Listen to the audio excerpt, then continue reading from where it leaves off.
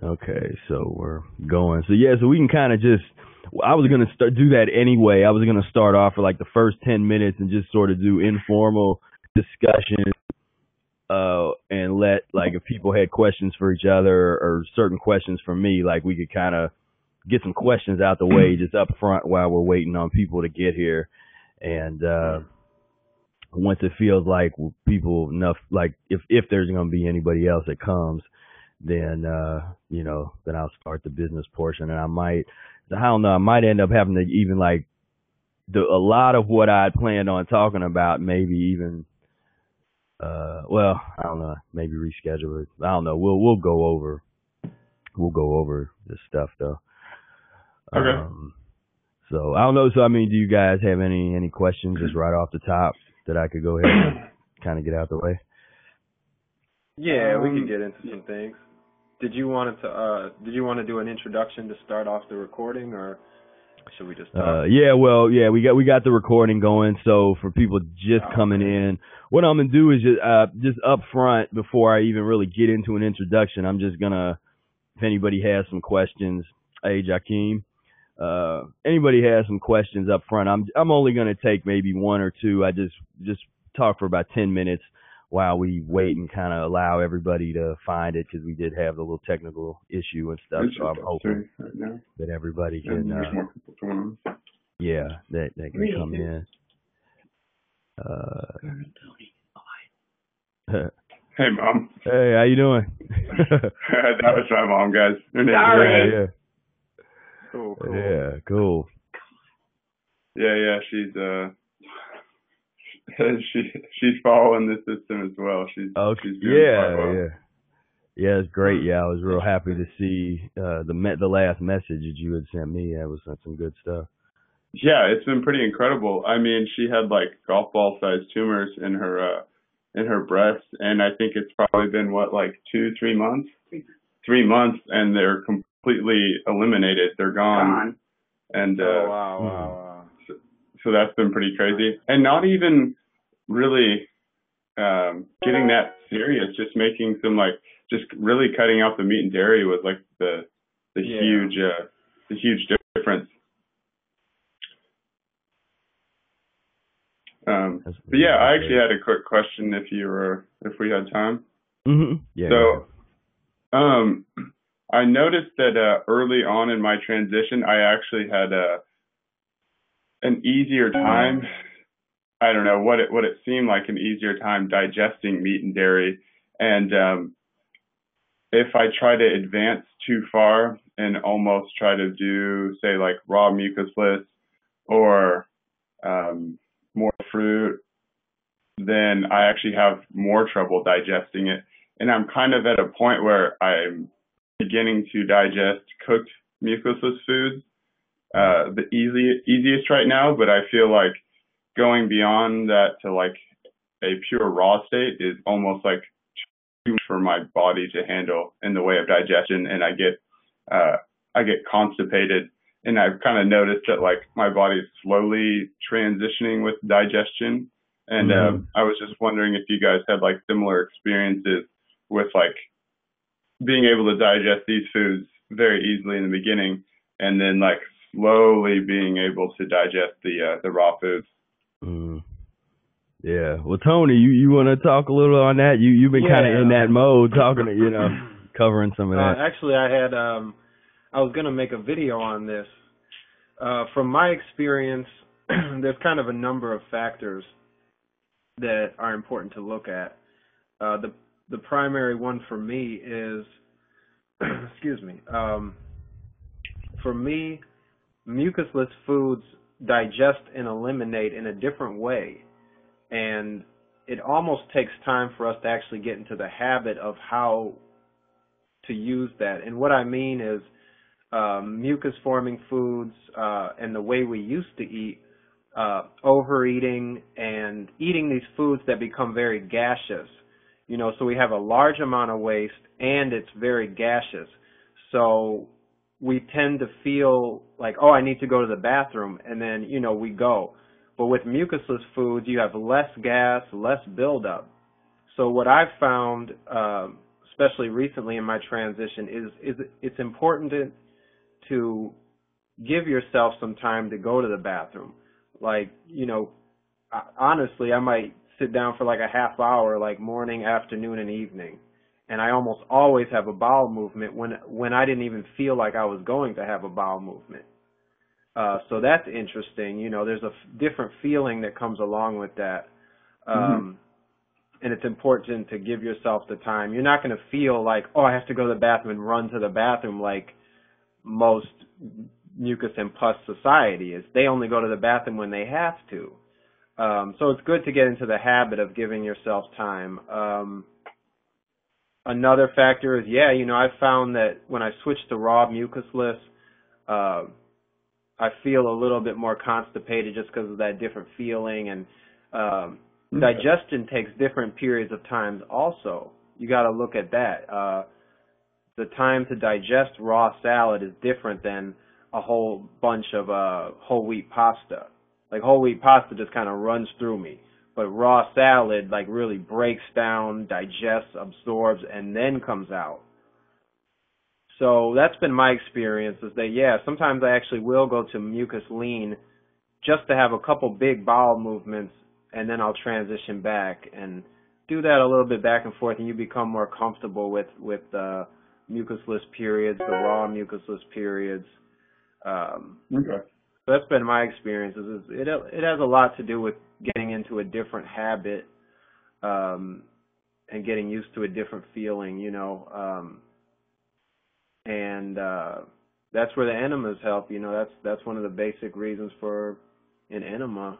So that's kind of my insight on that. Yeah, my mom actually just bought an enema bag, and she was the one asking a lot of those questions with the answers that I had in the video that I just posted yesterday. So and Professor Spiro, I've been noticing you talk a lot about just like trying to make it a regular habit of trying to have a bowel movement when you go pee. And so I've been making a point to do that, and I've noticed that my bowel movements have increased to like 1 to 2 today to 3 to 4. And I'm having like a much easier time in the morning too. So it's getting better as far as the constipation goes. But this just comes to mind. At the beginning of this year, I did a 10-day silent meditation retreat down in North Fork, California. And on my way down, I had just gotten some information. I think I had just like learned about the system, and I was like, okay, 10-day meditation retreat. I'm sure they're just going to have like lots of leafy greens, lots of raw fruits and veggies. And so for the entire 10 days I was there, I actually had 2 oranges in the morning and then just a huge raw salad in the afternoon. And I don't think I had a bowel movement for like 4 or 5 days with an enema bag. And it was crazy on like the 5th or 6th day when it actually moved. It was like a really heavy experience, but I was like, I will never do that again. That was just like a horrible way to jump into it. But it was an interesting experience. It was just one of those things I don't know what I'm doing, but I'm stoked on it and just going to jump right in. And it made meditation really difficult. And I remember there being times where I would try to urinate and my kidneys would just be in so much pain that like maple syrup would come out. And so that was a pretty heavy detox period for me, even though I didn't really have a clue what was going on. Yeah, I'm sure you eliminated some waste that needed to come out, and it was an uncomfortable kind of extreme detox, you could say. It's interesting though, because sometimes we have to look at this from a whole different perspective. Like a mucusless life is universes away from a mucus life, from a pus life. And for example, imagine if we're supposed to really eat like 2 oranges a day. You know what I mean? And just just have hours in between meals. That's really what I'm looking at with mucuslessness is when I'm mucusless, I don't want to overeat. And, you know, I think you're supposed to have hours to digest this stuff. You know, sometimes like I might have like an orange for breakfast around 11, and then not eat until like 4, you know, but I'll actually start getting real tired. Like, let's say I start getting real tired around 3, and at 4, I'll have a bowel movement, and then I'm like back to normal. You know, like that's what I'm looking at as the transition is I'm not supposed to have 5 oranges and then a salad and then a little bit of toast all within the same 4-hour period. Like digestionally, Totally. this stuff is really supposed to break down, excrete into the colon, and be ready for elimination by the time you have another meal. But that's not how we were raised, and that's not how we've been living, you know. So it's the transition is very important, you know. Right. It's all transition, you know. There's times where a big for me, pasta eliminates almost within like 3 hours, you know. So there has been times where it's like I come off the transition and I have a pasta meal and I just eliminate a lot of stuff that was kind of built up, and then I get back into a mucusless mode for a couple weeks, or you know, even a slightly mucus lean mode. And yeah, a lot of that stuff with digestion and elimination is all transitional as well. Okay. And I do notice too, like if I'm trying to, I don't know, really push my physiology and try to just maintain fruit, then my cravings at night are just overwhelming, and I pretty much recognize that I'm definitely nowhere near being able to maintain even like a few days of just fruit eating on like just going about my regular business, just because it's hard to feel that satiation from just a few fruits. Right, and this is where you know, you want to focus, you know, be able to focus on where you're at and try not to get too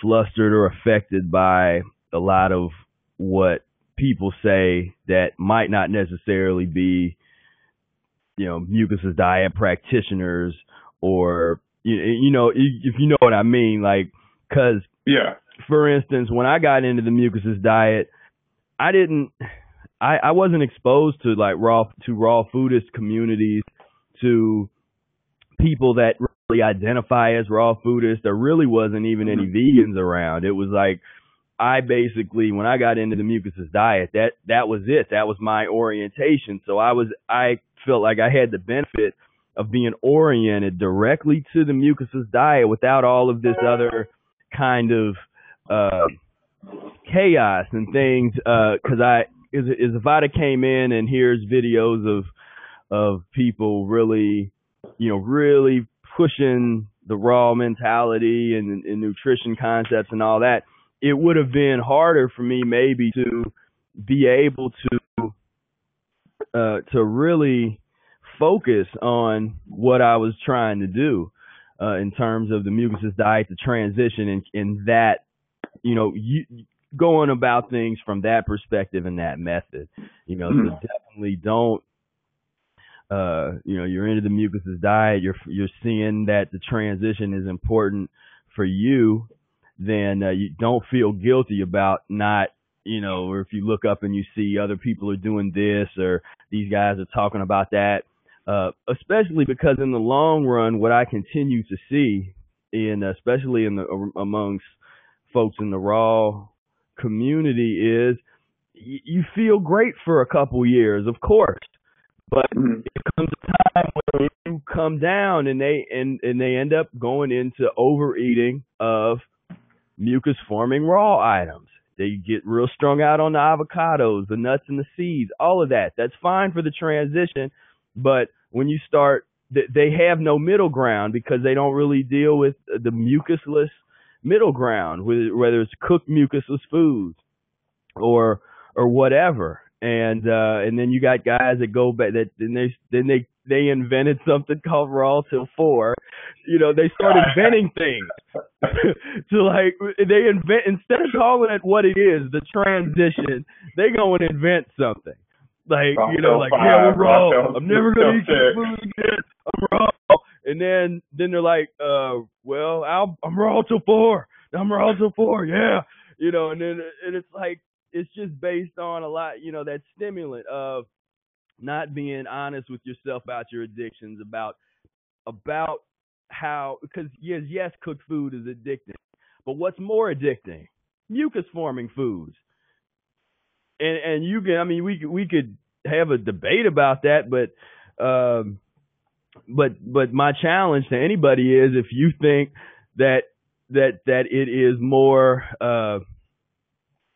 that cooked foods is more addictive than mucus forming foods, then be raw mucusless. Just in terms of the the naysayers, but because a lot of the folks they really resist coming over to thinking about things within the frame of mucuslessness and mucus forming. And I don't know why, and I think there's a lot of that group think. I think Tony's been getting into that a little bit with some of his posts on the forum, but there's a thing where people like to feel comfortable about thinking in a way that everybody else is thinking. Mm-hmm. And since now that there is a Mucusless Diet community that's being fostered, I think it gives some people that need that kind of support a little bit more, a little bit more confidence in terms of like, okay, well, there's other people that's doing what I'm trying to do, so cool, and then they can feel comfortable at identifying themselves as practicing the Mucusless diet.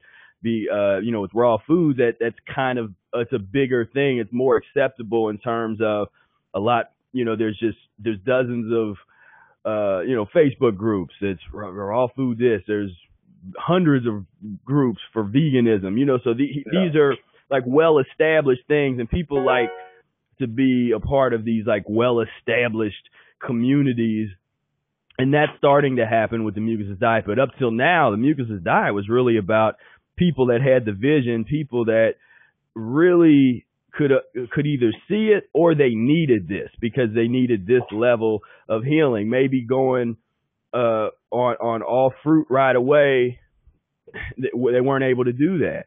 Or maybe they weren't able to go and do a water fast or whatever. They needed the transition diet. And most of the people that I really see that I ever work with need a transition diet. I haven't seen a lot of people that don't need I don't think I've seen anybody that I didn't think needed to understand the dynamics of the transition diet. And what I like about the transition diet is there's nothing about it that holds you back. It's about being honest with yourself and your addictions and where you're at. So it's a different framing in terms of your mentality. And Doug, you have? I was just saying, like, it's huge. Everybody can hop on the train. Like, there's a place for everybody, depending on where you are physiologically, mentally. And so I really like that aspect to where, depending on where you're at, what you're doing, you can plug right in, and you can make it a less aggressive transition that's comfortable and it actually fits within your life. It doesn't have to be, so extreme. And so I definitely like that as far as communicating that to people that aren't actively involved in practicing the system. It makes it seem less irrational to people, because when you just start talking about, there's this one dude that's been doing it for 30 years and does like 9.5 month fast, and then they're just like, what? No food? Yeah, you're crazy, man. Just get away from me. Yeah, that's a whole other, right. You've lost them already. Yeah, as soon as you getting into that. You don't want to lose people. Right. Yeah, I wanted to say, it's interesting because what I've kind of been critical of is in myself and what I see in others is it's very easy to wake up and not feel hungry and kind of not eat throughout the day. And then, like you said, Doug, like in the evening, all these cravings come up. But Eric didn't necessarily say drink juice until your evening meal. You know, he did talk about a 24-hour fast, but he didn't just say every day on the transition, try not to eat until night, you know. So what happens is people are like, oh, I have like a little bit of orange juice in the day, and then at night it's like I just eat all this stuff. It's like, well, why didn't you have fruit followed 30 minutes later with a salad with a little bit of toast for lunch? You know, Eric said 2 meals a day. Well, let me. I do want to. Because I saw something you wrote, and I just to clarify, because he never recommended to do that particular protocol twice a day. What he recommended was if during one meal a day should probably be fruit. A second meal could be if you wanted to incorporate fruit and vegetables within the same meal, eat your fruit first or eat some stewed fruit first, wait however long, 15, 20 minutes, and then follow it up with the mucusless vegetables. At least from my reading, I don't think that there wasn't a real version of that where he pushed that doing that particular thing twice a day.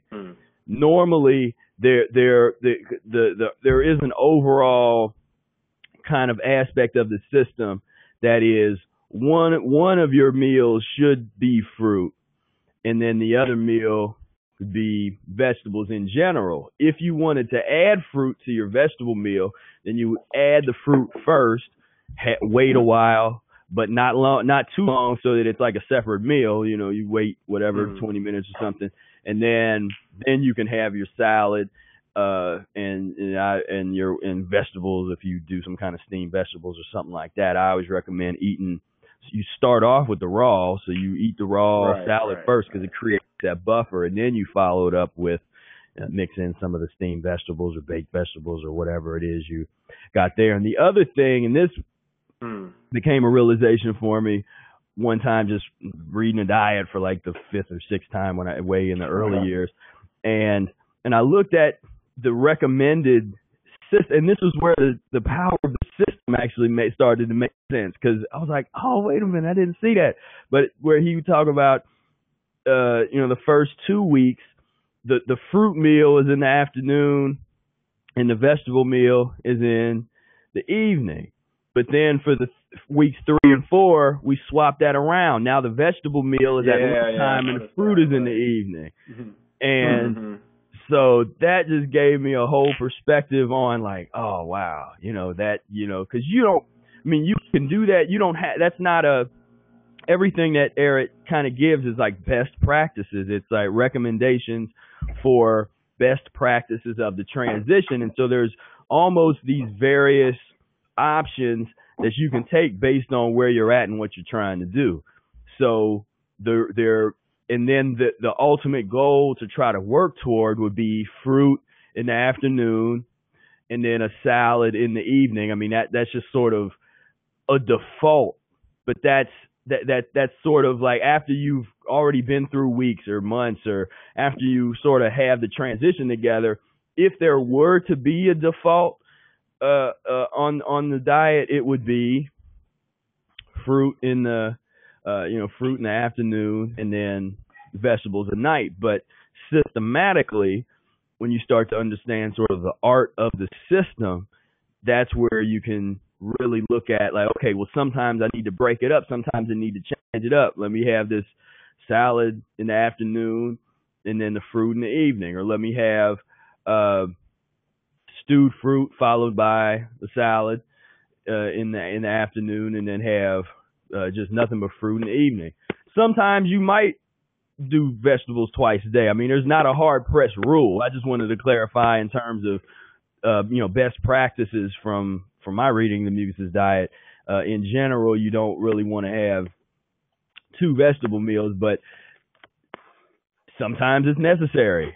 It all depends on right. physiology, what It's you're going through. Yeah. From my experience, I mean, I agree because the more I experiment with the 2 vegetable meals, the more obstructive it gets, the more dehydrating it gets. It's not very comfortable, but transitionally, I think it helps sometimes to just kind of get used to mucusless foods, and you're eating light so often. Sometimes it's interesting to kind of fill yourself up and see how it goes, but I mean, from my experience, based on trying that, like I couldn't maintain that for more than a week. So, I needed to go back to the 1 fruit meal a day followed by the evening vegetable meal. But it was beneficial to make me feel like more comfortable. Hey, Dimitri, what's going on? So it was interesting. How are you?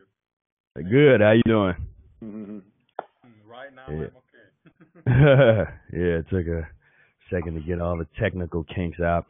So okay, that was a good little intro discussion. Let's go ahead and let's move into the I guess you could call it the affiliate part, but basically what I want to show you guys is the over the next week or two, have a little kind of I have a campaign kind of marketing strategy of, and I think that this can be very effective. I've talked with a lot of people already about it. This will kind of, my hope is that this can open us up to a wider audience and a more in a relevant type of way. What I did was, some of you will probably notice that I have the moniker Mucus-free, the original vegan diet. And so when I started reading the history of veganism, I noticed that vegan historians will sort of talk about the beginnings of vegetarianism but they always talk about these societies, that were mostly made up of aristocrats, and that kind of thing. And that's just that stems from this academic tradition of, we're going to tell our history based on the upper echelons of people. We're not going to talk about the street people and what was going on with people that that wasn't a part of our group. And that's what I noticed when I read the history of veganism. I'm like, whoa, hold on a second. They go back and they talk about these guys in the 1800s who were supposedly maybe on a plant-based diet, but they're not talking about Arnold Ehret. They didn't bring him up. They didn't talk about any of the naturopathic, natural hygienists. I'm like, wait a minute. They basically have this gap between 1909, where they talk about what they say is one of the first vegan cookbooks that came out. And then there's this huge gap where they say that within the vegetarian organizations, there was a lot of infighting, where there was a faction of the group that wanted to split off and basically say, well, give us a part of the newsletter that is actually for plant-based, because at that time, vegetarian automatically meant or included eggs and fish for a lot of people. Because those are great vegetables, right? You can go out and grow some fish in your garden and hatch some eggs right in your garden. So they were fighting about that, and then in 1944, that's when Donald Watson basically was like, okay, we want our own section of the Vegetarian Society, and this was like the British Vegetarian Society. We want our own section to where, for people that want to be totally plant-based, because he's kind of an animal rights activist as well, and they basically turned him down. He started his own newsletter, and there was a different words going on, and they didn't really know what to call it. So for the time being, he basically took the VEG and the EN of vegetarian and just called it vegan. And so it kind of just caught on, and he basically started the first vegan society. And then it was sort of on the fringes in terms of, because the vegetarian societies were more powerful then and stuff, had more people, but so they were on the fringes. But they kept kind of moving forward, and then it goes into what we have today in terms of the vegan, and then at some point the raw foods kind of came in, and raw vegan, and so there's a whole history after that. But my main issue was that here was a diet that was a real vegan diet. Yes, in terms of the transition, there are vegetarian transition items that are discussed that are possible to use. But by definition, a mucusless diet is a plant-based diet. And so that's where I was like, all right, well, what am I going to do about this? So I created that moniker, and then I created a blog post, which I'm going to try to share now. For those of you that have the share function, can you see my screen? Yeah. Okay. So if you're on the phone or you don't have a desktop, you won't see it, but I'll kind of explain what you're looking at here. So basically, I gave a summary of a bit of what I talk about in this article, and so it's Mucus-free, the original vegan diet, and so I talk about, Professor Arnold Ayres is the true originator of the first widely publicized and successful vegan diet, yet he has been largely written out of the history of veganism. Veganism may be defined as the practice of abstaining from the use of animal products, particularly in diet, and is often coupled with philosophy that rejects the commodity status of animals. General followers of a plant-based lifestyle have come to be known as vegans, although the term vegan was not coined until 1944 by Donald Watson, English animal rights activist and founder of the Vegan Society. Historians of veganism often consider lifestyles that fit modern definitions of the concept to be early representations of the vegan diet. And so I give a bit more. I won't read the entire thing. I kind of, I do my standard Professor Spira stuff where I get into the etymology of the word and try to basically go along. I looked at a few different resources, a couple different historians that talked about veganism, and looked at some of the more prominent historical markers. So, that means going back to 1800s, and this Dr. William Lamb, credited as the father of veganism, and so they have a couple things that came out that were vegan oriented. I'm not sure who's is that. Hey Jennifer. Hi. Sounds like there's a little something coming from your microphone, like a little hiss or something.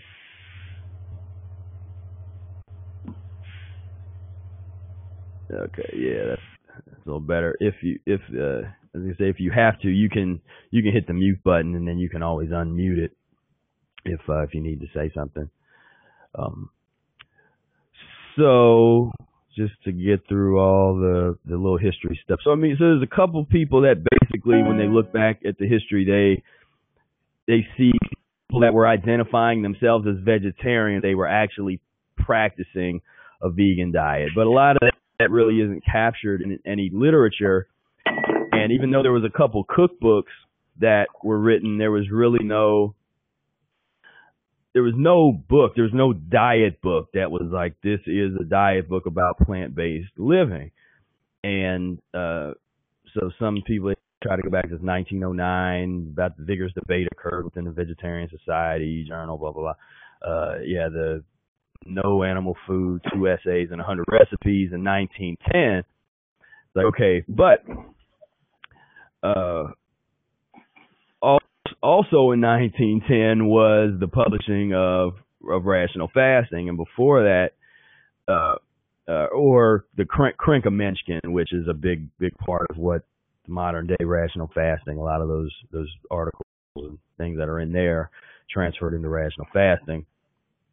So let's say the lacuna, or the missing information, related historical narratives of the origin of veganism often focus primarily on vegetarian societies and communities of Britain and the United States. However, this approach is incredibly limiting and fails to acknowledge the important roles of the German back to nature movement, naturopathy, and the natural hygienic movement.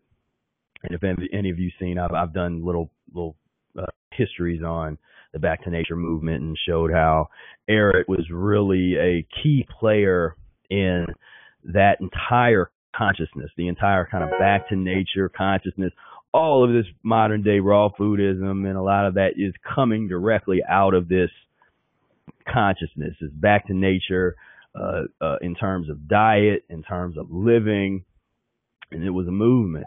But again, Eric doesn't get the credit that he deserves for his place in that movement. And there's various reasons for that. I mean, we can talk sometime because a lot of people are terrified of Eric. I mean, let's be realistic. Let's be honest.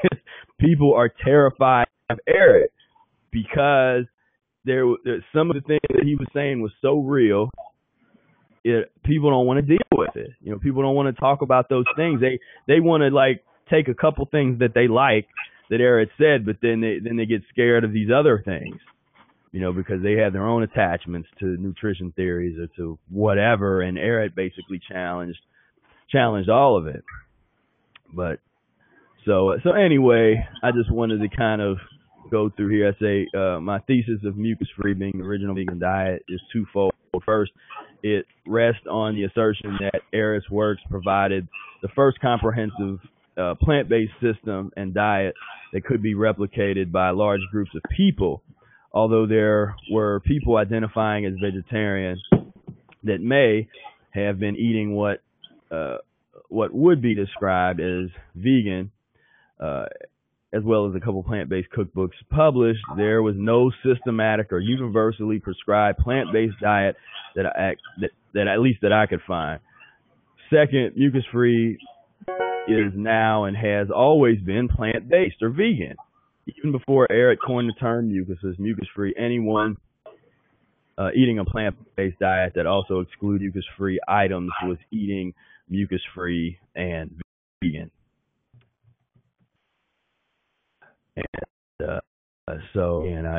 And then here, any of you that's read the history, you'll see some of these things. So I got the history here.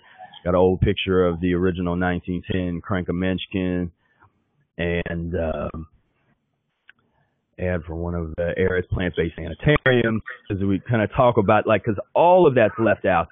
There was fasting clinics and sanitariums that were all plant-based. How can you leave that out of a so-called vegan history? See, there's somebody that's got a little bit of noise going on. If there's some background noise, you can hit the mute button, and if you need to say something, then you can. That might be Nikki there. So then Fred Hirsch, this was something I'd learned recently, the Highland Heights Resort. Fred Hirsch bought and ran. Of course, Fred Hirsch is who championed Eric's work once he tragically died. And he bought this Highland Springs Resort. It ended up being real famous. I mean, in terms of, it was like famous. It was a famous place to go for famous people. So it wasn't like a pop cultural kind of place, but it was a place that guys like Einstein went, and a lot of people that were movie stars and stuff like that. And they called it the last resort because a lot of people that were sick, that were dying of what were considered to be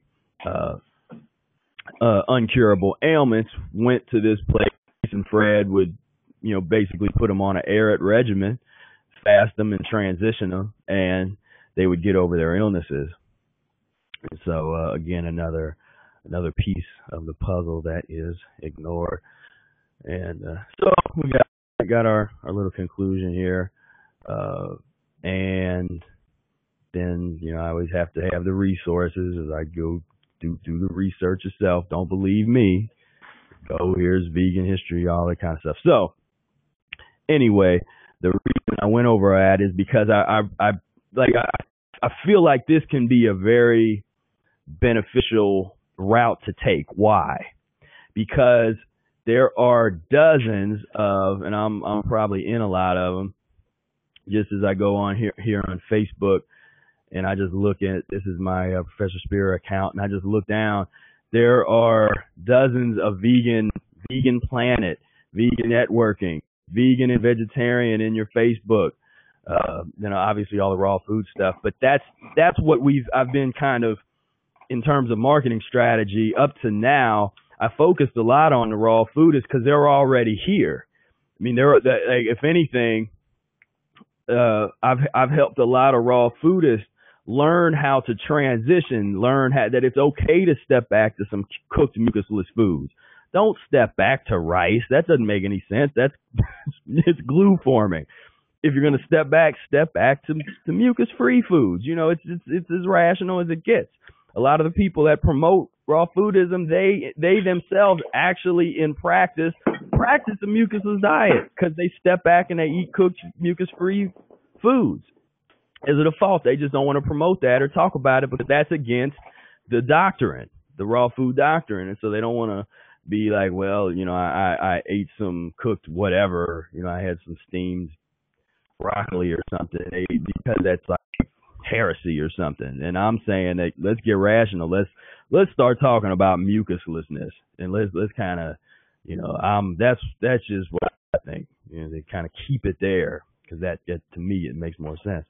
But vegan bodybuilding, veganism, Thai festival, here's all these raw to the floor kind of things. Vegan couch serving, but you see my point. I mean, and I've just grabbed, and I've been part of these for a long time. And there's many more. There's dozens and dozens of these vegan groups. So my proposition for you, and a lot of you are active affiliates and folks, and we talk a little bit more about what's going on with the affiliate program. But what I suggest and what I would love to see everybody do to kind of really get this out there is take the article. So you take the article and then you add your little affiliate number to the end of the article. And there's other videos where I explain how to do that. If you don't know how to do that, at the end of the meeting, I'll send those videos out to you.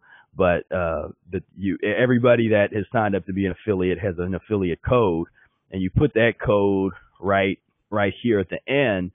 And then whenever you share this in a social media group, I'll go ahead and share this here. And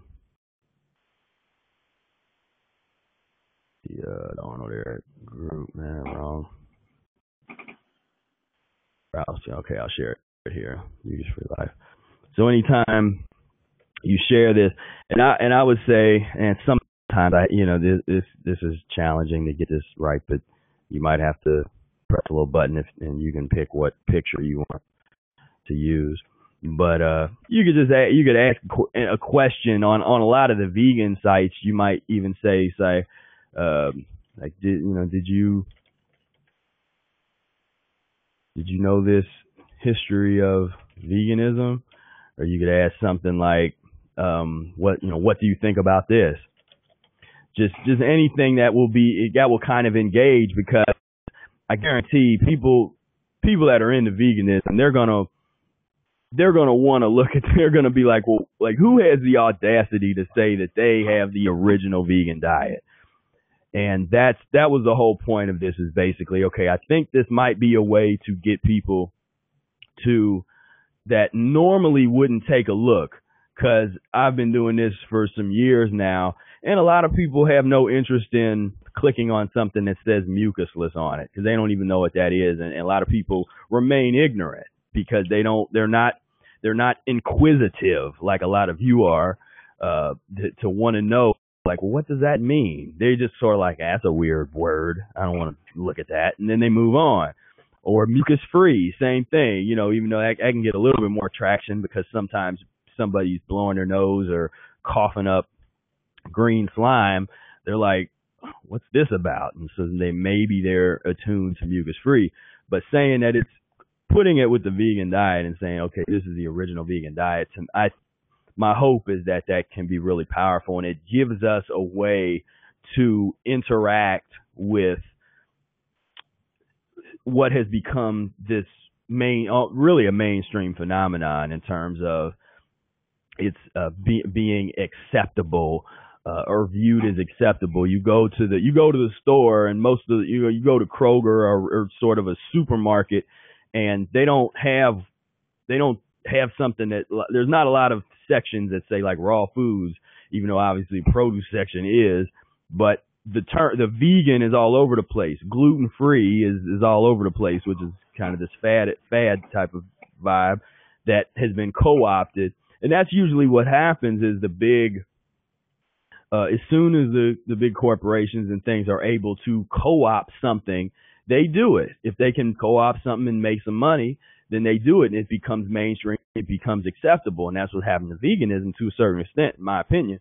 It has been co-opted, and so that's why you can talk to some vegans that don't eat any fruits and vegetables, that they pretty much eat nothing but processed vegan foods, And so I think I actually wrote this on a group not too long ago, because somebody had posted up an article about how they had some number like almost 90% of the people that try to become vegetarian go back to eating meat, and I said, well, that makes sense, because we tend to fall short of whatever we reach for.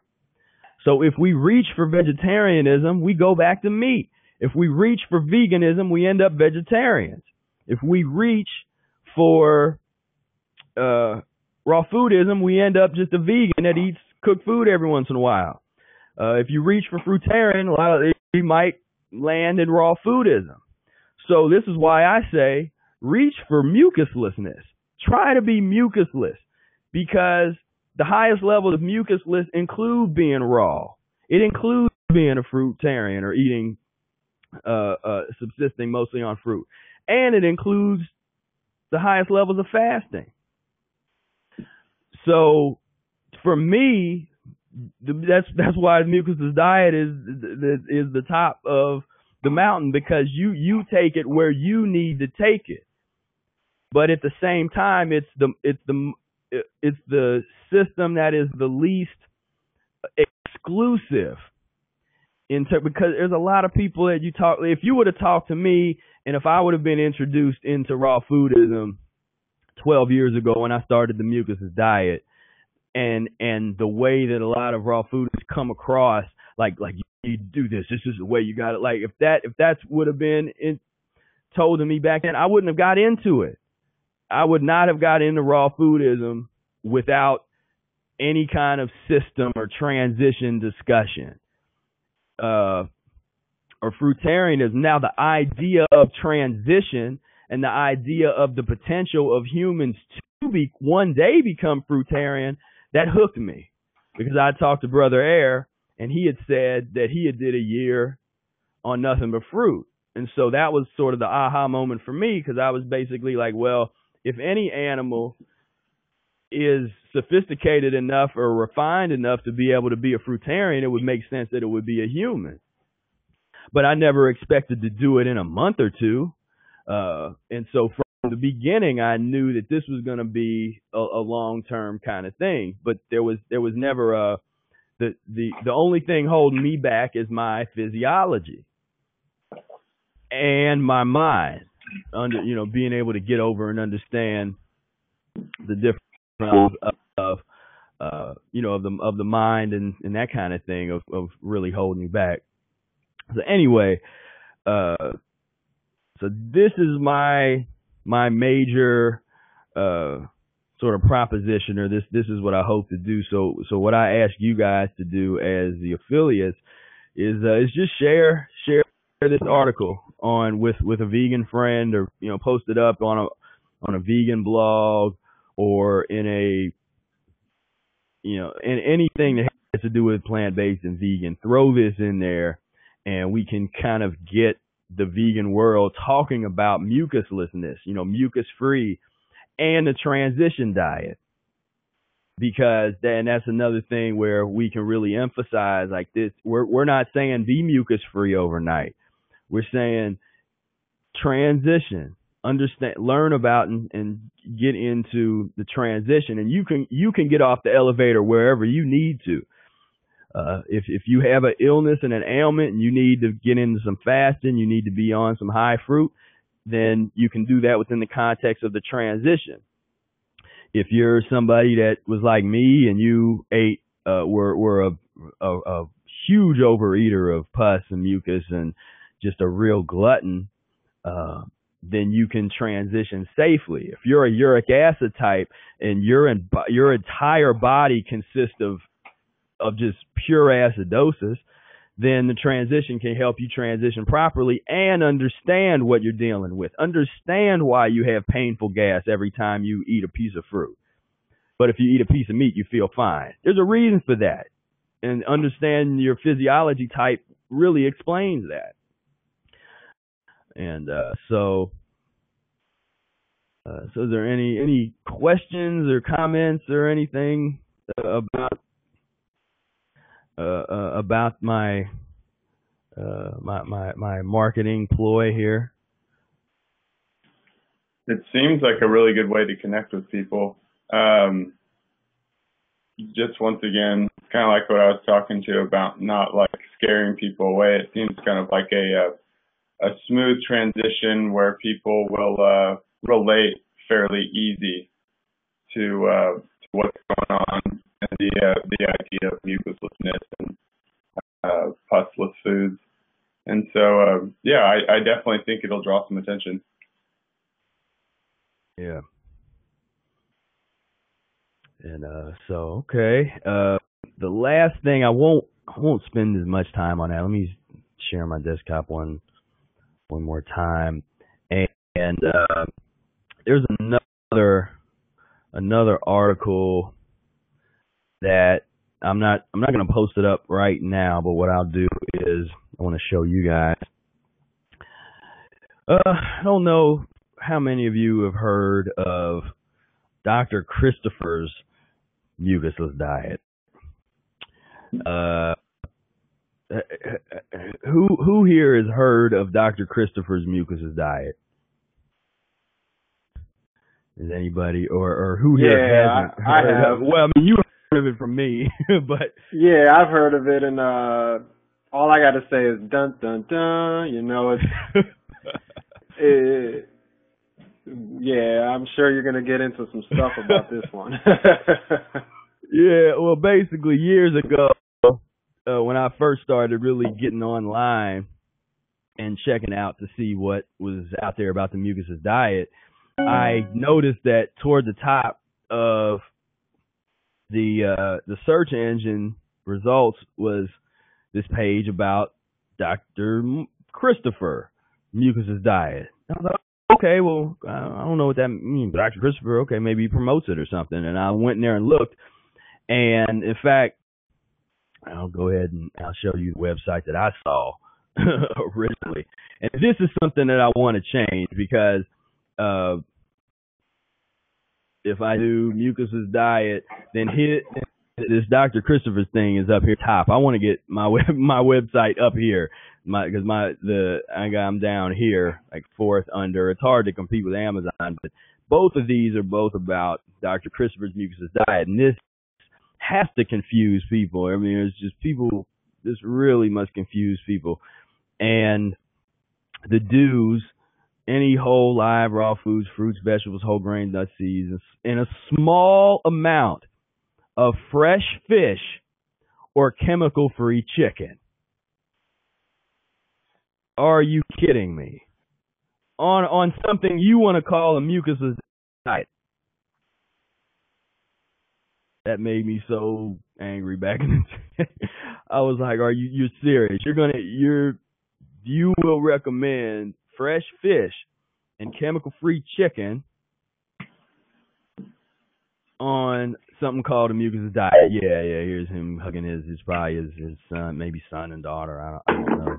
And and Christopher himself is no longer with us, and I think it's his son that continues. They have a herbal school, and they you can take his herbal school and that kind of thing. So I won't. I've never I haven't taken it, so I won't comment on that.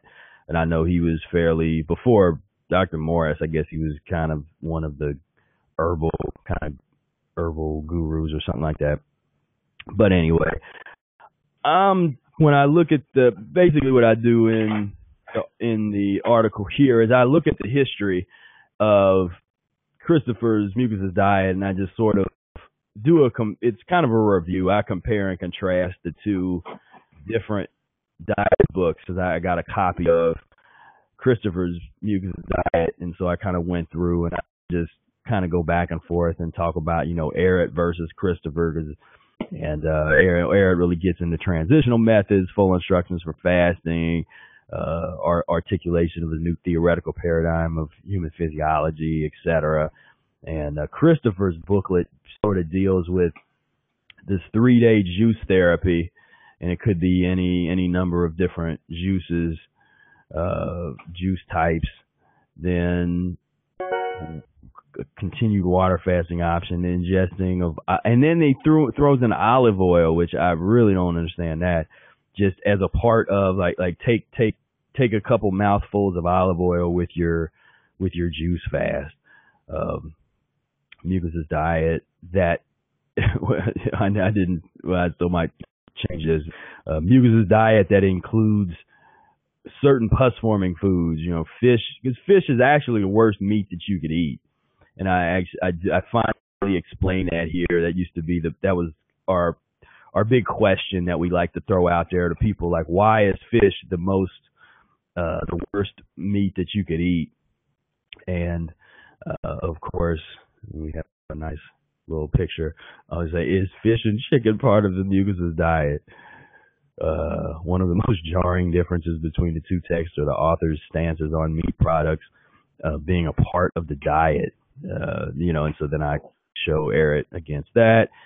And here's the quote directly out of Christopher's book: "Meat, eliminate all red meats from the diet. A little white chicken once a week, or a bit of a little white fish once a week, or a bit of young chicken that has not been fed commercial foods or inoculated with formaldehyde and other anti-spoilage serums would be all right, as these are the higher forms of edible flesh, but do not use them too often."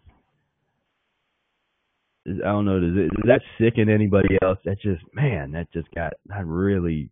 Yeah. Because I just wanted to say that's it's so problematic that if you type in the Mucusless Diet, this is the first link that comes up. I mean, how problematic is that for us trying to share the Mucusless Diet? So I think you making this article is going to be very important for the future. Yeah, and so I actually explained the fish thing here because many Mucusless Diet Healing System practitioners assert that fish is the worst meat that can be consumed by humans. The decomposing pus of dead fish is significantly more concentrated than that of an animal that breathes oxygen with lungs. Ultimately, an animal that breathes air with lungs is much cleaner per se than an animal that resides in water and only absorbs oxygen through gills. In other words, the more oxygen an animal breathes and effectively assimilates, the cleaner they are. So that gets back to the vitality equals power minus obstruction air gas engine principle that we like to often talk about. And then the other thing was that and he doesn't even have a formal doctorate. They just called him doctor. But Christopher didn't give any credit to Eric. He basically he gives credit to these other postgraduate course he took in 1926 and the Mild Food Cookbook, Dr. Norman Walker's fresh vegetable fruit juices. But he didn't give any credit to the person that coined the term mucusless. Even to say that, okay, I'm going to take this word that Arnold Ehret, everybody knows he knows Arnold Ehret, but it's hard to prove because he never talked about it. He never, that I've been able to find, he never basically said, okay, well, I don't agree with a lot of what Eric had to say, but I like his word, and I might be able to get people to look at my diet by using this word. And so it's interesting. Another thing too was, if you look up in card catalogs, am I showing my age? If you look up on online book catalog, you see that they all right, Dimitri, take care. If you look at it, you see that there's a part that says, and I talk about it somewhere here, but there's a part that says that that the book, that Christopher's book, basically there was parts of it that had a restraining order, where there was a period where I don't know how much of the book, but there was parts of the book that weren't allowed to be published. And this, to this day, is still in the notes section of older versions of the book. And so I've often wondered, was that Fred Hirsch? Did Fred Hirsch try to sue Christopher over the word mucusless?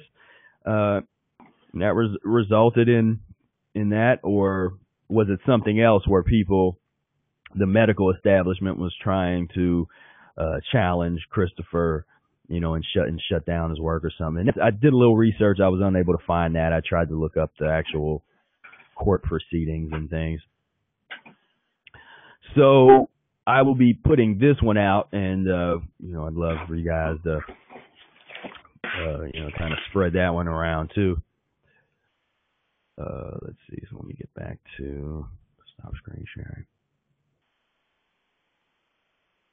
Okay, so that is the immediate plan. Is I went ahead and posted up that vegan that's active now, so you can get off here and go and post that up. I mean, if everybody posted that article in 5 different vegan groups or something, I think we could spread a lot of ground and probably really shake things up a bit. I mean, this is definitely a time where we can shake things up, create some controversy, because that's what's going to be needed right now to get people to pay attention. Is you need a little bit of controversy, but at the same time, I think framing it within these structures that they already respect and understand. They already sort of respect the concept of veganism. So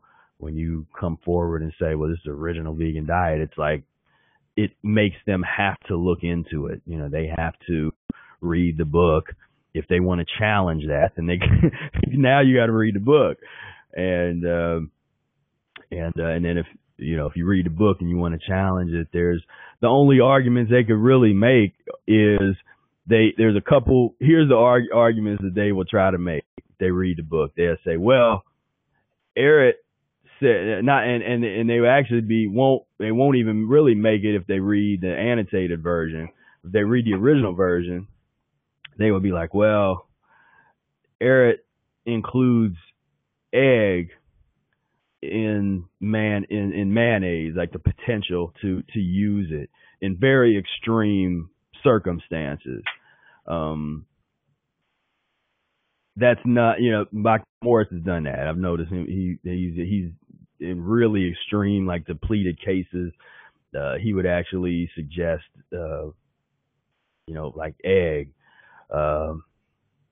And so but there's a reason it's in there. I mean, there's a place in the situation for everything. The note that I make in the annotated version was, Eric overall really is against all uses of egg.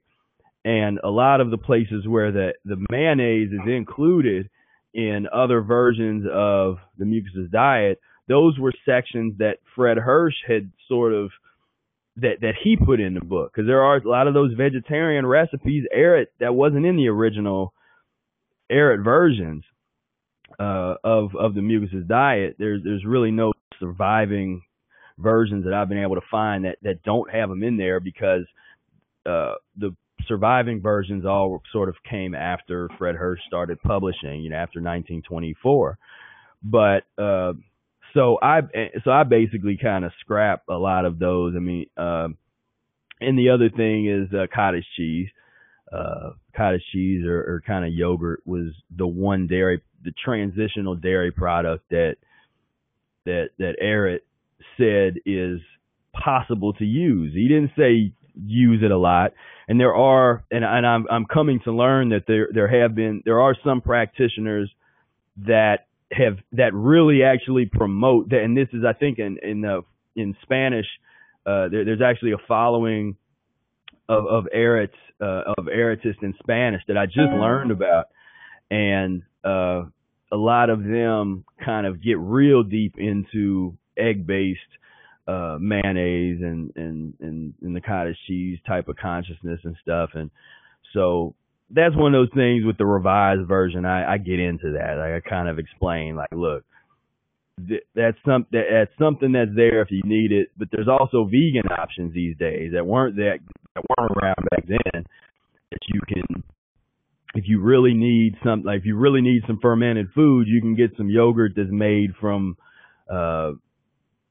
coconut milk or something. I mean, there's ways that you can basically be totally vegan and sort of sidestep over that kind of thing. But at the same time, I mean, I used, within the first 2 months of my transition, I used a couple cottage cheese items, but it was in the context of the transition, and I got to the point very quickly, because I was doing the enemas, that I couldn't handle that anymore. It was like, it would make me sick when I ate it, and the last time that I ever ate it, it was, I think I was about to cry. It was like, oh man, it really was terrible. And so I used to do cottage cheese, applesauce, dates, and brown sugar. Like, and this is within the first month or two of the Mucusless diet of my transition. And again, I'm coming from like the worst diet that you could imagine. And so at a certain point, I basically I was into that, and that was helping me get off of things that were worse, that didn't eliminate as well. But then as soon as that cottage cheese started making me sick, then the baked banana came into play, and I started, I got rid of the cottage cheese, and I did, when I wanted that type of meal, I did the baked banana, applesauce, chopped dates, and at that time I did brown sugar.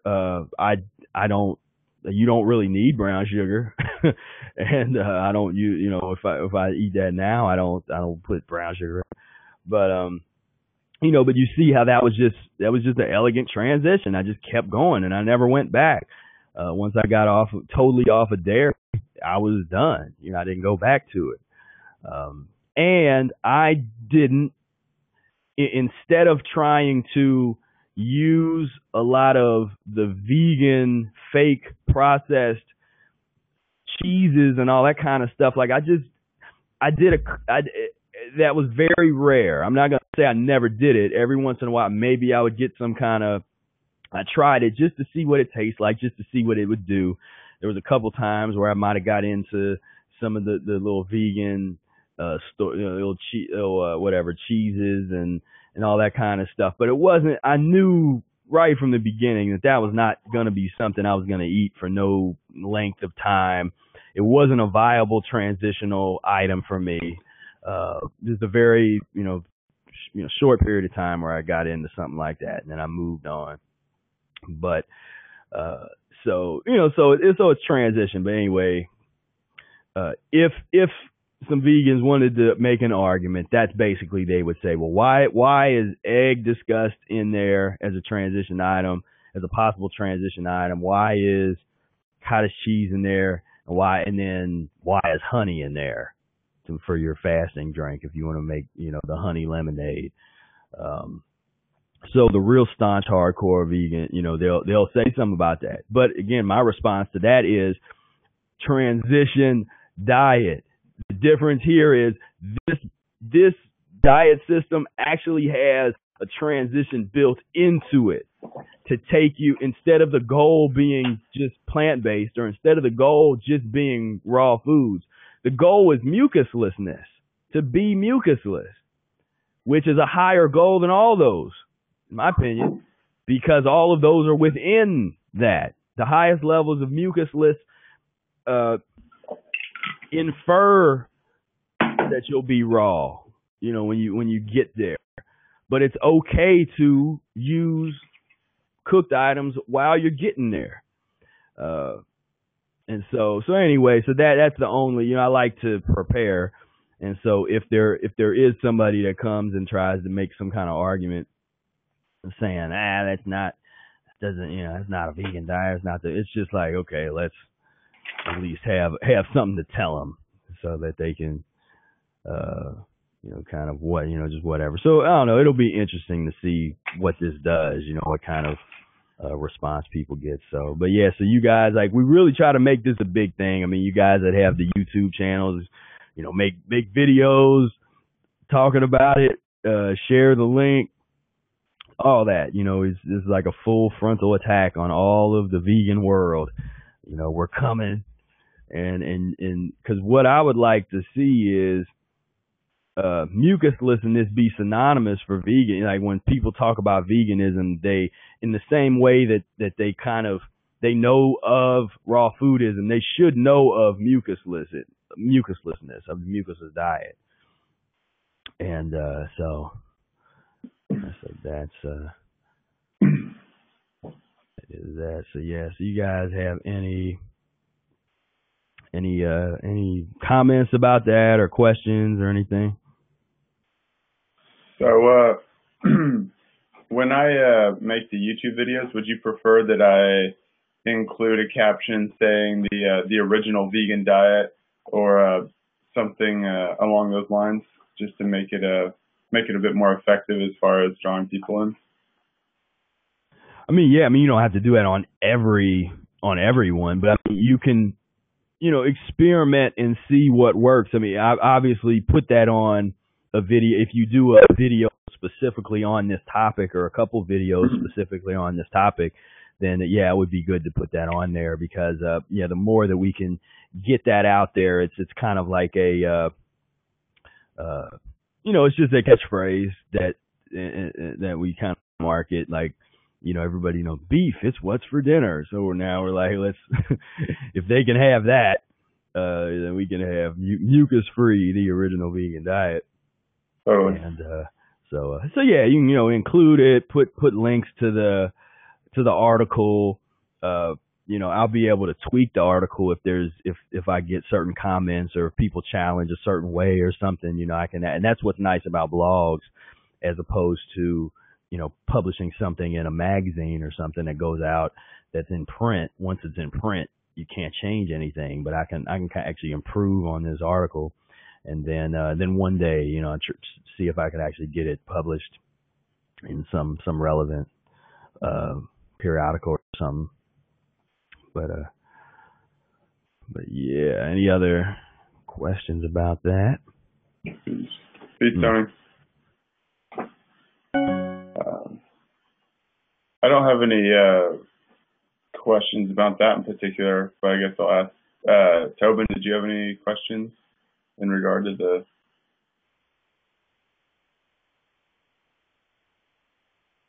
Oh, can't hear you. You gotta unmute yourself or get your microphone hooked up there.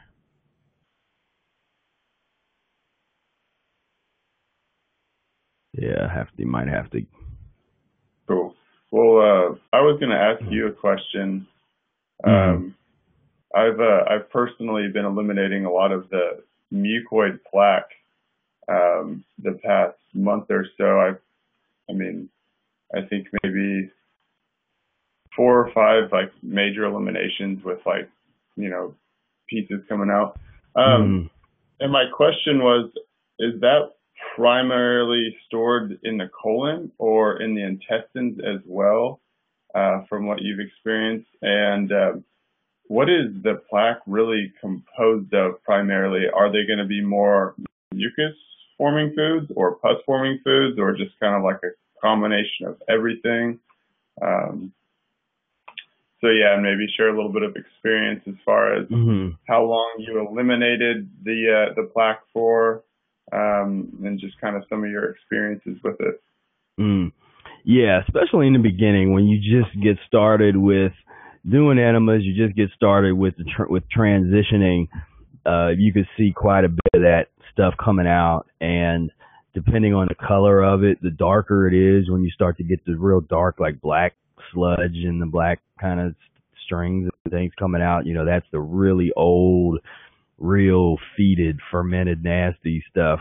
But yeah, I mean, really, it's definitely all of the above. I mean, you're talking the leftover waste, uneliminated, unnatural, undigested food substances that have been sitting in there maybe since you were, 1 year old, since birth.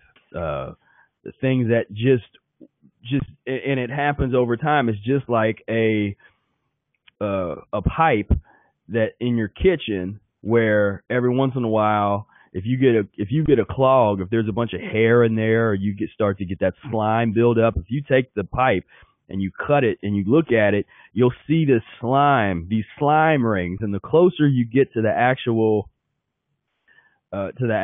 side of the pipe, it's harder. It's hard. Like the stuff on the inside is going to be kind of slimy and kind of whatever, but as you get closer to the pipe, it's harder and harder, and that's why it starts, you'll get some of that first stuff out of there, but then it takes a while to work on, especially with the lemon enemas and stuff. It takes a while to start to loosen that debris and break that old stuff down to the point where it'll start coming out. As far as the, when you say, well, what's it composed of? I mean, it's the slime, a lot of that's in the intestines. And I know there's people, and this always, I don't know, because some people want to say, well, it's the body that makes that it's the body that makes that slime. Lymphatic system is a part of that. So yes, there's lymph fluids in that, because that's part of trying to eliminate. But that slime, and that black slime, the lymph system don't create black slime in your intestines, because if it did, then when you eliminate it, it could come back. And after I had my big black slime elimination several months into doing lemon enemas and transitioning, I never had another one of those. I never had big black chunks of slime, even no matter how bad I ate. It never happened again. So that old, decayed, nasty stuff is just the stuff that would never eliminate otherwise, because the body it basically had become a part of your body, where it just was sitting there.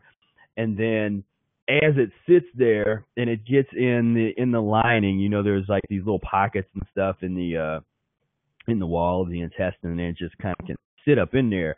And so that's why you can see stuff that kind of looks like that. Sometimes there'll be things that'll kind of have these little ridges in it and stuff, and it's like it's been sitting up there in these grooves. Yeah. It's been sitting there in your intestines. That is it. Yeah. Yeah. And that's basically what's going on. And in most people, that entire part is just clogged. They never get to the wall.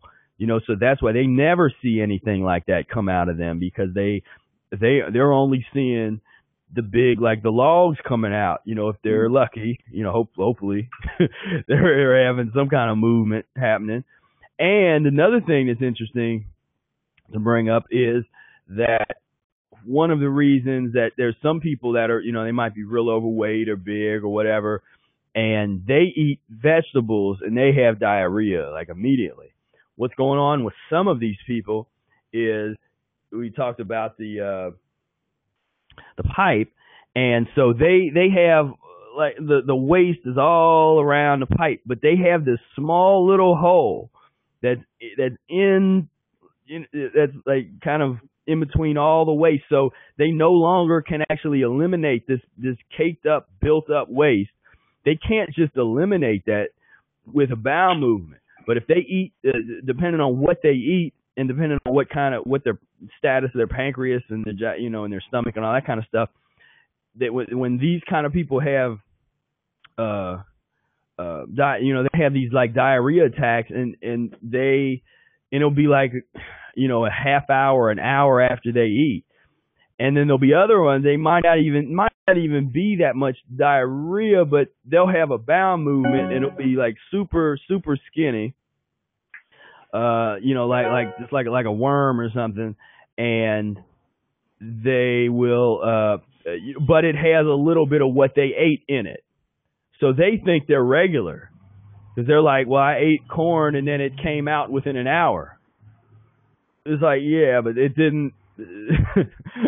That's not the way you want things to come out after an hour. Not in not in worm form, and not because the majority of your intestine is caked with mess and decades old feces stones and everything else, so that you just have this small little tiny hole that's just big enough to have a little bit of stuff come through.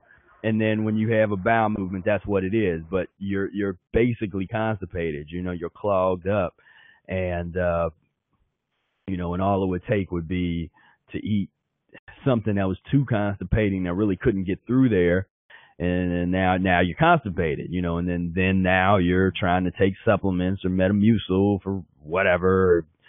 Whatever. Since the old days, I guess a lot of our grandparents were a little smarter, because they at least had an enema bag on the back door. Growing up in my household, there was an old enema bag that'd been there since the 70s or something, just sitting there on the on the door. There's still an imprint of where it was, faded paint.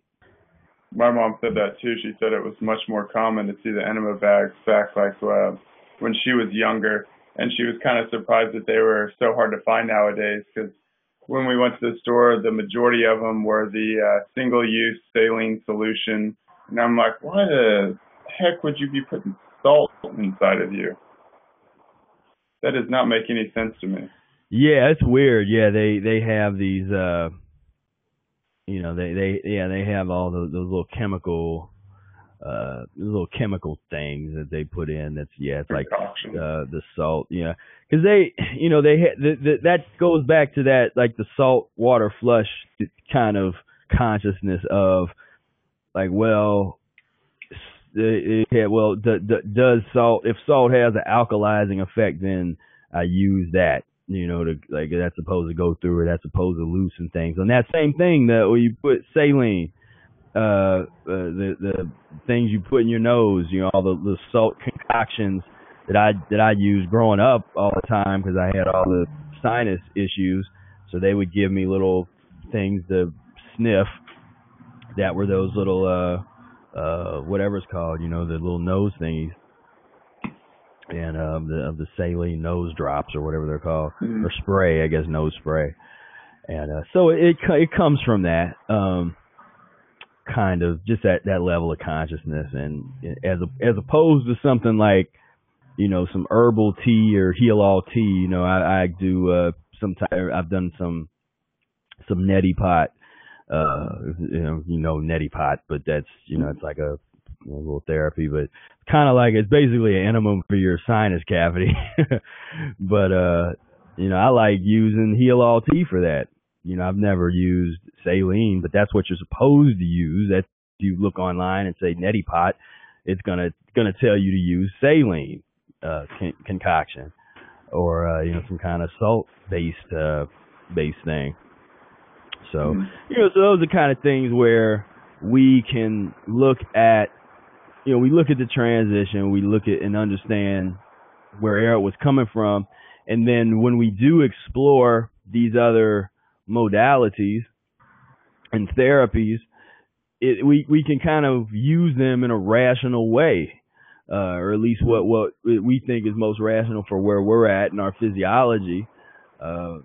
Because I know for me, from experience, back when I did do all of the saline things and all of the salt stuff, was it dried me out, which makes sense. It would just dry everything up. Heal all tea don't dry me up, And so yeah, I see a question here from Nikki, starting a fast. next week, should I do 3 days of enemas or just eat fruit for bowel movements heading up to the fast? I mean, if it was me, what I would do would be I'd probably do both. I would transition into the fast and be mucusless. And so maybe I'd start with fruit, sort of, the fruit meal followed by maybe a raw mucusless salad or something, see if I could do that level, and then some days of fruit. And then and then it get down to where I'm actually going to do some fasting. And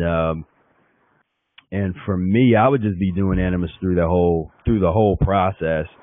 But definitely on the fasting days, on the day that you break the fast, and for a couple days afterward, I mean, I would say that that's kind of mandatory.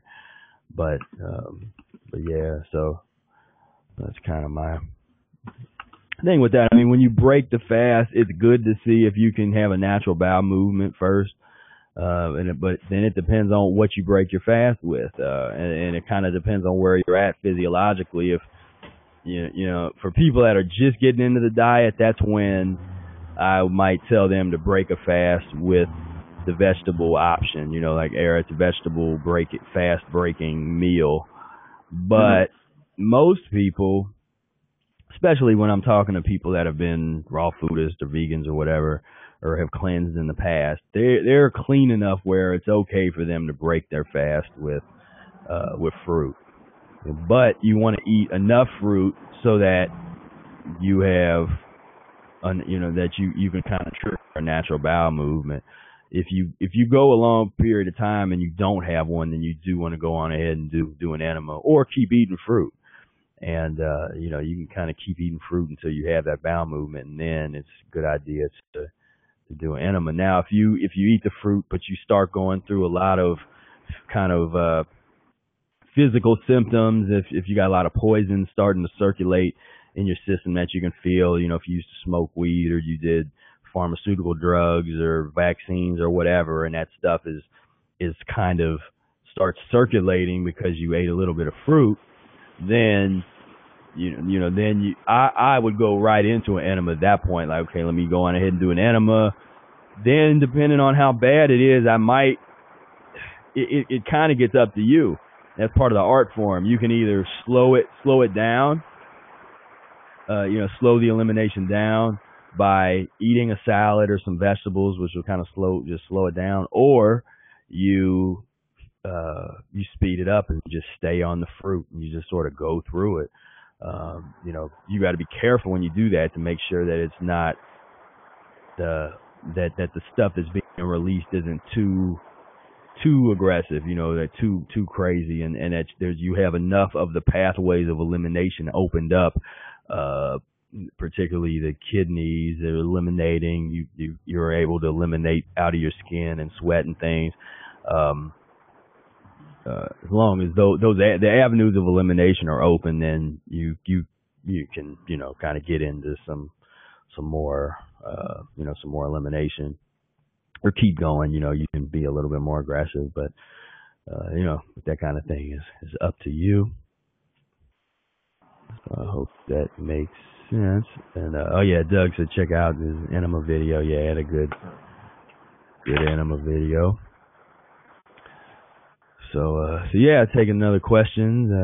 I think Tobin, you got your microphone going there. Can you hear me here? Yeah, I can hear you. Yeah. You got it. All right, sweet. What's up? Yeah, man. I have a question, just like on my personal experience transitioning.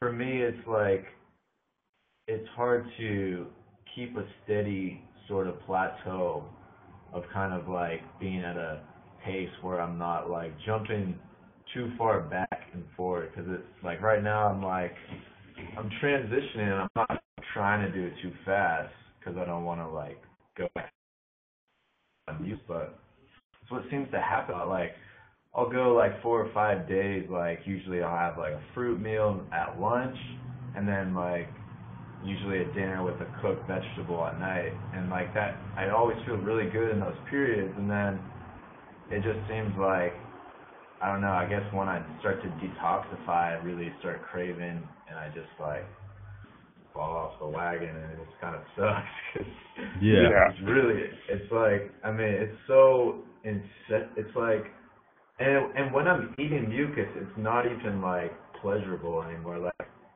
it's like crack. Like, I feel like I'm eating like just pure drug. Like, it's just stimulating me. I don't feel like it's doing anything for me, and it just makes me feel terrible like afterwards. So it's just Yeah. like trying to find the right sort of the sort of right strategy to transition was where I'm at right now, where I can be at a place where I'm not like jumping back and forth, so I can be just, you know, like kind of plateauing and not, you know, falling back and then going forward. I just feel like I'm not really getting anywhere, so that's where I'm at. Okay. Have you ever read the article I wrote, and there's a couple videos that go with it, but I get kind of detailed about the addiction process of mucus. Have you ever seen that?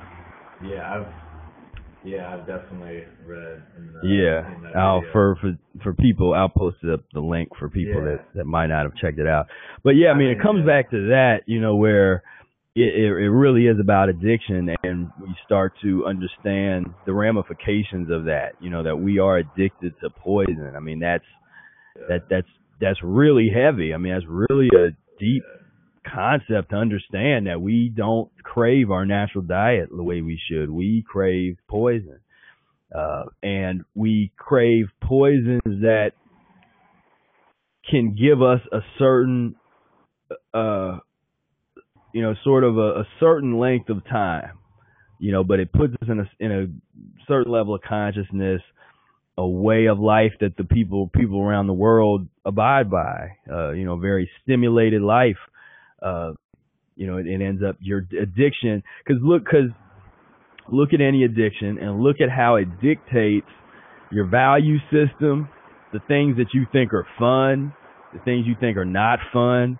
You know, because when I was eating mucus before I got into the diet, when I look back at the things that I used to think were fun, you know, like going to a club and like with my boys and starting fights, like that's fun. You know, it's fun to have like a you know, a street brawl, and you know, have somebody come and bust my window and stuff, like. And we hear the cops out there having fun. I'm up in the city, man. Yeah.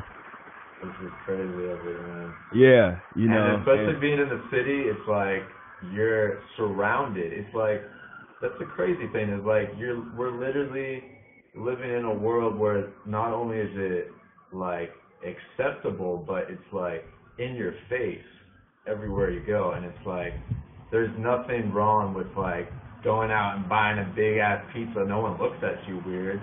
But to me, I feel like I'm like getting my drug. I'm getting like my crack. Like I'm just going to.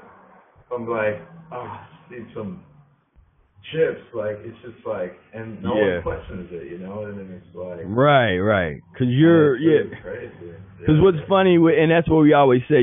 When you reach higher, because you will probably not quite, you know, get there. That's why they always say, you know, reach high, because for lots of times we won't get wherever we reach. Like whatever we're trying to get, we'll stay under that. So we keep reaching, keep trying to reach higher, try to reach higher. You know, is even with my fasting, you know, I'm always trying to, like, the next time I want to do it better. And doing it better doesn't necessarily mean longer. You know, refining the process, having, you know, being able to transition into it and then back out of it better. You know, so those, you know, so that kind of thing changes. So the higher that you reach when you start, because when you start talking about the addiction on that level, that's where you can really take advantage of fasting periods, because you take advantage of the fasting periods, you take advantage of doing the enemas, and one of the techniques that I developed for myself when I was going through that kind of I call that the crackhead mode, where you just like, you walking into a supermarket and you're just like, like can of beans, so this, and you get these vegan something, processed vegan food, and and you're just going through there, but that's where good, kind of having good practices and good habits developed is really important, because if you have the habit of always eat, no matter how bad you eat, you always eat it with a big salad, that's a great habit to develop. So even in crackhead mode, you're still going to have a raw salad, even if you do have whatever, some chips or some beans or something, So that's one side of it. The other thing, I said that one of the techniques I used, especially in the beginning, was I would, if I craved something really bad, I would basically make this deal with myself. Like, okay, well, what I'm going to do first is I'm going to do an enema first. So I'm going to do an enema. After the enema, if I still crave that item, then maybe I'll eat it. But more often than not, after the enema, I was still hungry, so I still went, and I'd wait. Oh, you want to wait a while, wait an hour or two. But I would, instead of eating whatever it was I craved, I was able to eat something else that was a little bit better in terms of the transition. So instead of eating like a vegan pizza or some kind of thing, I was able to have some steamed cabbage and collard greens or something, and with an onion saute on a big raw salad, and with some toasted wheat bread, like a standard transition diet. I was able to, with big tomato sauce or something on top of stuff, I was able to get into that, as opposed to get off into, a bunch of refried beans. I mean, that was something for me. I got way off into the whole burrito refried bean type of yeah, I mean, I was just like, man, I mean, that used to, because that was kind of one of my main transitionary mucuses, the tortilla chips, crack, and the real crack, man. And so it really is. Because it's like slowly killing you. That's the thing. It's like crack, like with crack and heroin. I mean, there's like overdoses that happen pretty easily, but this is more like building up in your system. Yeah. Gooping you up. Yeah. It's just like, let's see, Nikki had a question here. Let's see, would you suggest doing an enema even when dry fasting? I mean, personally, I don't really promote dry fasting, honestly. And Era didn't.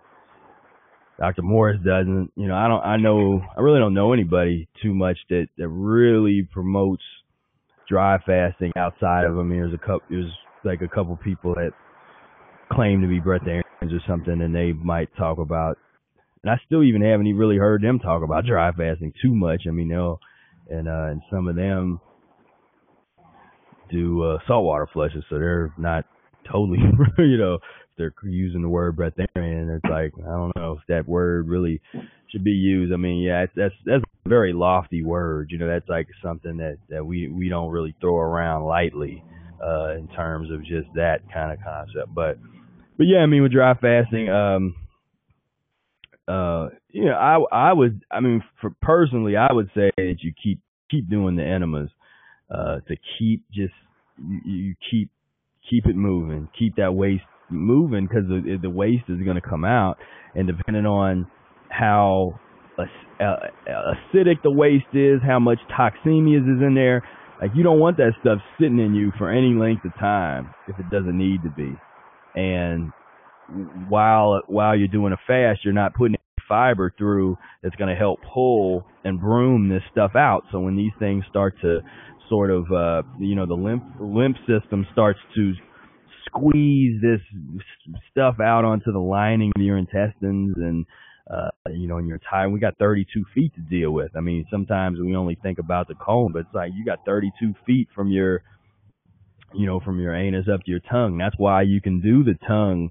Eric talks about the magic mirror being the tongue, because you can look at your tongue and the degree to which your tongue is secreting mucus or is white or is green or whatever, that's connected to your 32 feet of intestines. It's connected to your stomach. That's the same tissue system that's connected to your colon, because it's one large tube.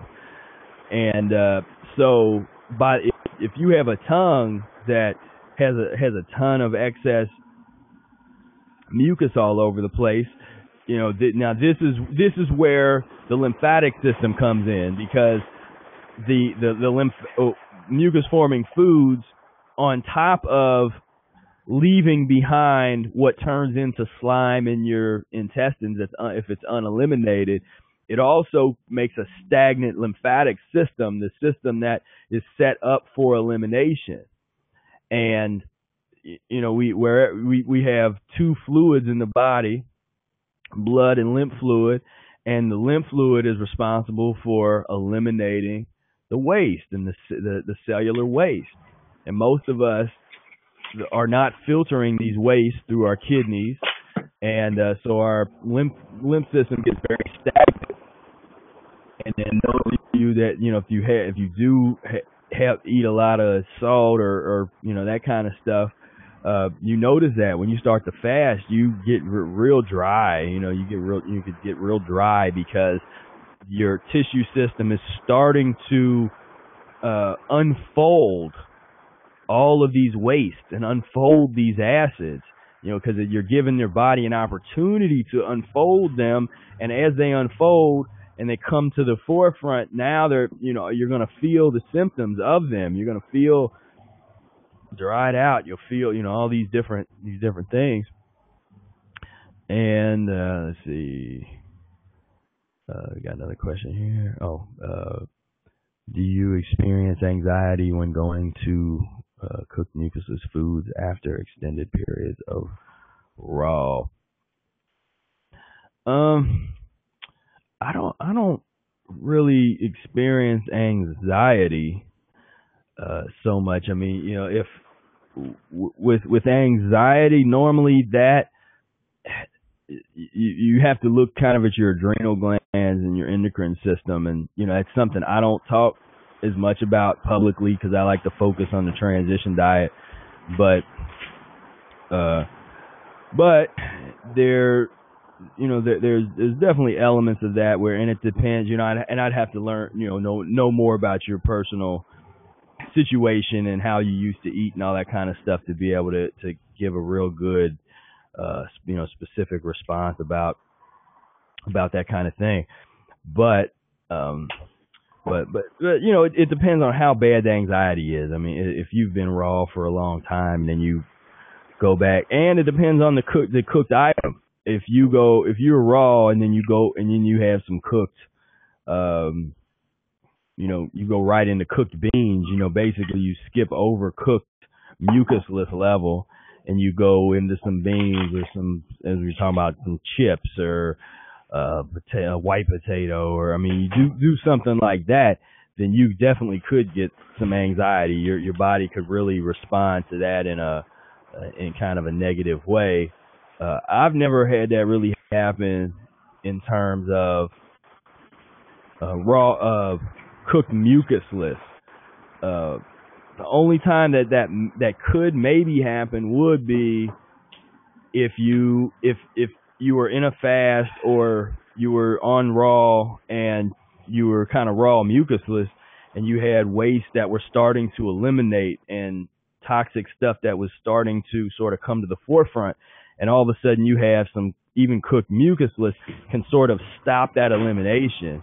And I guess with me, what's more common in that type of case is like a headache, where if things are eliminating and I don't even realize how much my body is actually in the process of eliminating, then I eat something, that you kind of break a fast, like kind of a little, might not even be a fast, but I just eat something that's not as good as what I was eating for several days. I might get like a little headache or something, kind of feel like I feel it. I feel that the elimination has been slowed down.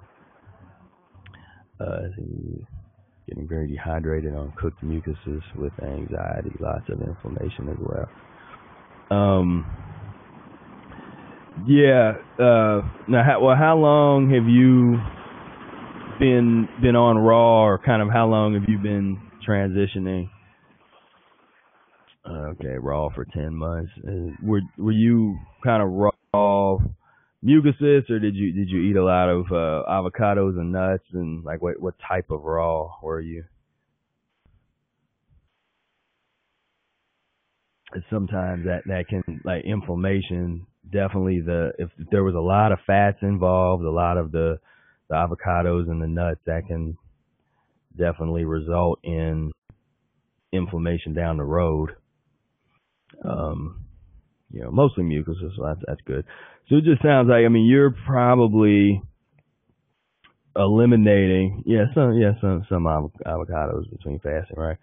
But you're probably just getting into that elimination mode. Now, I don't know if you're doing any enemas. The lemon enemas is what we like to talk about, but that's one thing that can help, because if you've never gotten into enemas, then your colon and intestines can still have some of that old stuff.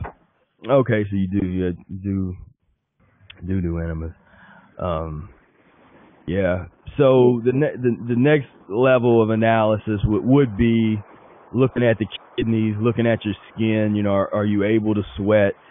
Are you filtering waste? Like when you urinate, do you see if it sits in there for a while, will it kind of get cloudy? If it's just clear, then you're not really filtering your kidneys properly. That would be, if you got a lot of inflammation and stuff, that would be something to really look at.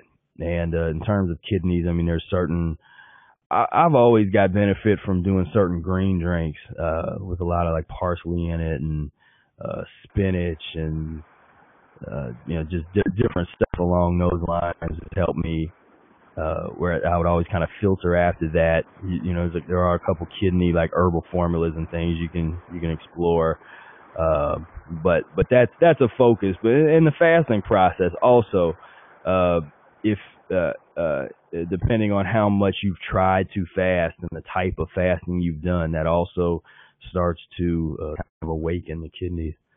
Let's see, not getting old, intestinal waste out much. Okay, so you are filtering.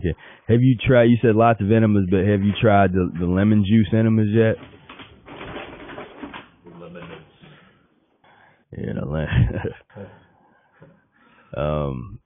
So that if you haven't, the lemon is kind of a game changer in terms of enemas. Okay, you said you've done a dozen, yeah. So sometimes with the lemon enemas, it can take a little time to start where you start working on that waste that's in there, if there is, unless you got it already, but if there's still some of that waste that's up in there, then it'll take a little while. When you say the inflammation, where is the inflammation at?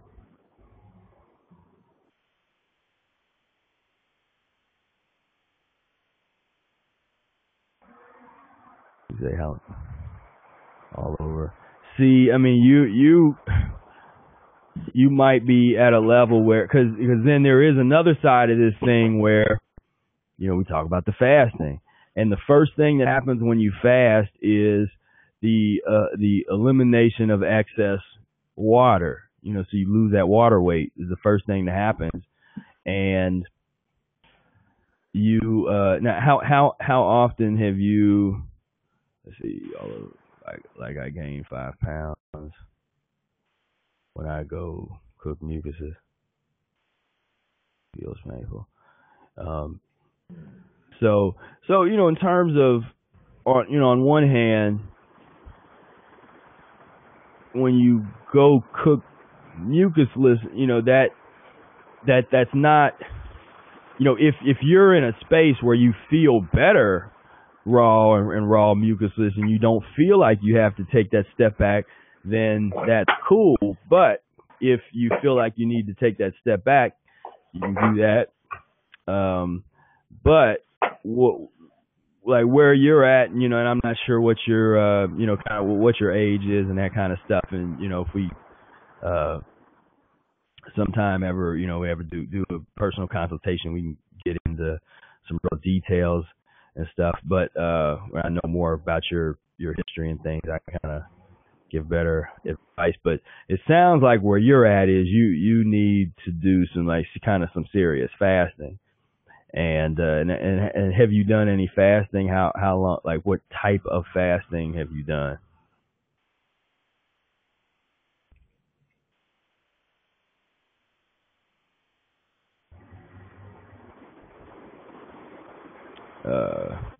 Wait for you to say, but yeah, so lots of juice fasting, all food fasting. Yeah. So as far like I would have to know a little bit more about your kind of your entire history and some of the stuff that's going on to really to really give a good to kind of know what I'm dealing with. But you said two weeks period of juice fasting. So maybe we can talk a little more off here. But yeah, in general, and then sometimes it takes a while. In your case, you might want to experiment with, if you do a juice fast, or one of the most sort of aggressive fast is the lemon. That I put this someone recently had put this on them, because it's one of the most aggressive fasts that I know of. But it's basically pure lemon juice. Just you don't even put it in water. And this isn't for the faint of heart. This is like serious, but sometimes this is what's necessary to really get, depending on what you're dealing with.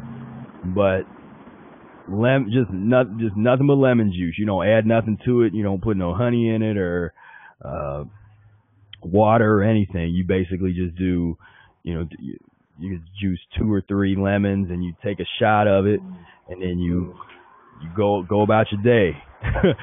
or really rest. You really need to be kind of in that fasting mode, lay down, rest, allow your body the chance to eliminate. But what that'll do is that should start to allow your body to kind of release the excess waste, because it sounds like you said your kidneys are filtering, so they can always probably filter a little better, but sometimes it just takes time. There's people with that have like kind of edema. I went through a couple periods where I had these kind of edema type of eliminations, and it was just like a genetic weakness. It was it was a way that things were eliminating at that particular time, and in order to basically just, as I had my legs just swollen up and stuff, I was like, all right, look, I'm gonna shut this down.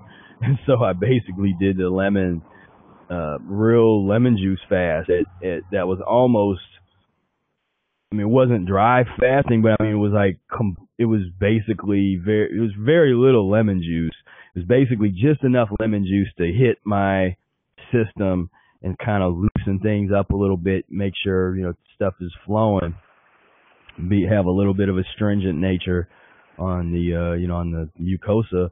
But I was resting, I was able to lay, and, kind of lay down and stuff. And since I wasn't trying to drown myself with a lot of water, as if I was doing a lot of water fast, and I wasn't drinking a whole lot of juice, that allowed the inflammation to kind of just settle down and eliminate.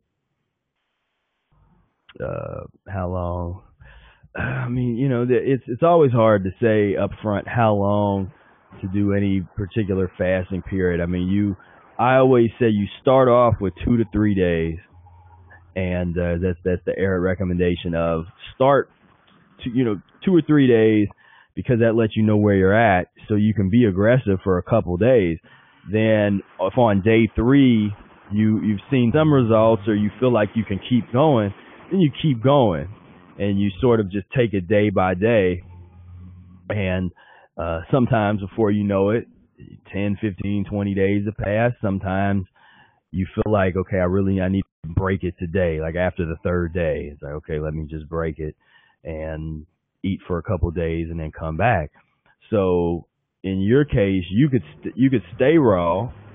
You could do start off, okay, let me do a 3-day lemon juice fast, and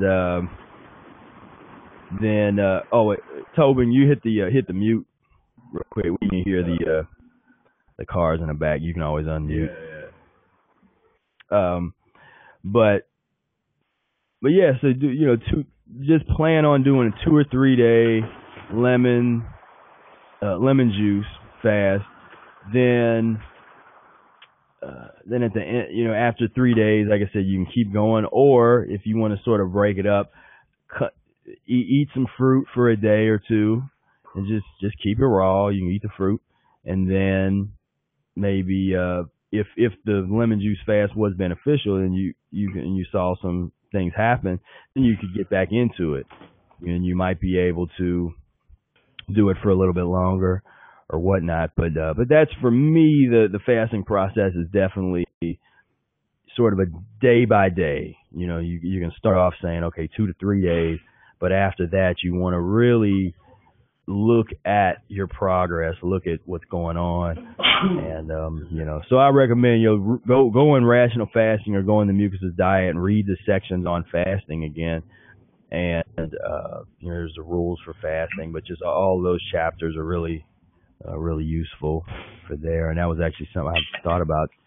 doing today, but we don't have time. I have these little PowerPoint presentations, and I was going to do I did the first fasting chapter in the Mucusless diet. I need to do the second fasting chapter, but I might save that for another time. So hope that helps. I hope that helps you there. And so I think we're getting close to the time when I want to go on ahead and shut down. But I'll let you, if they have any other questions, that kind of little quick questions.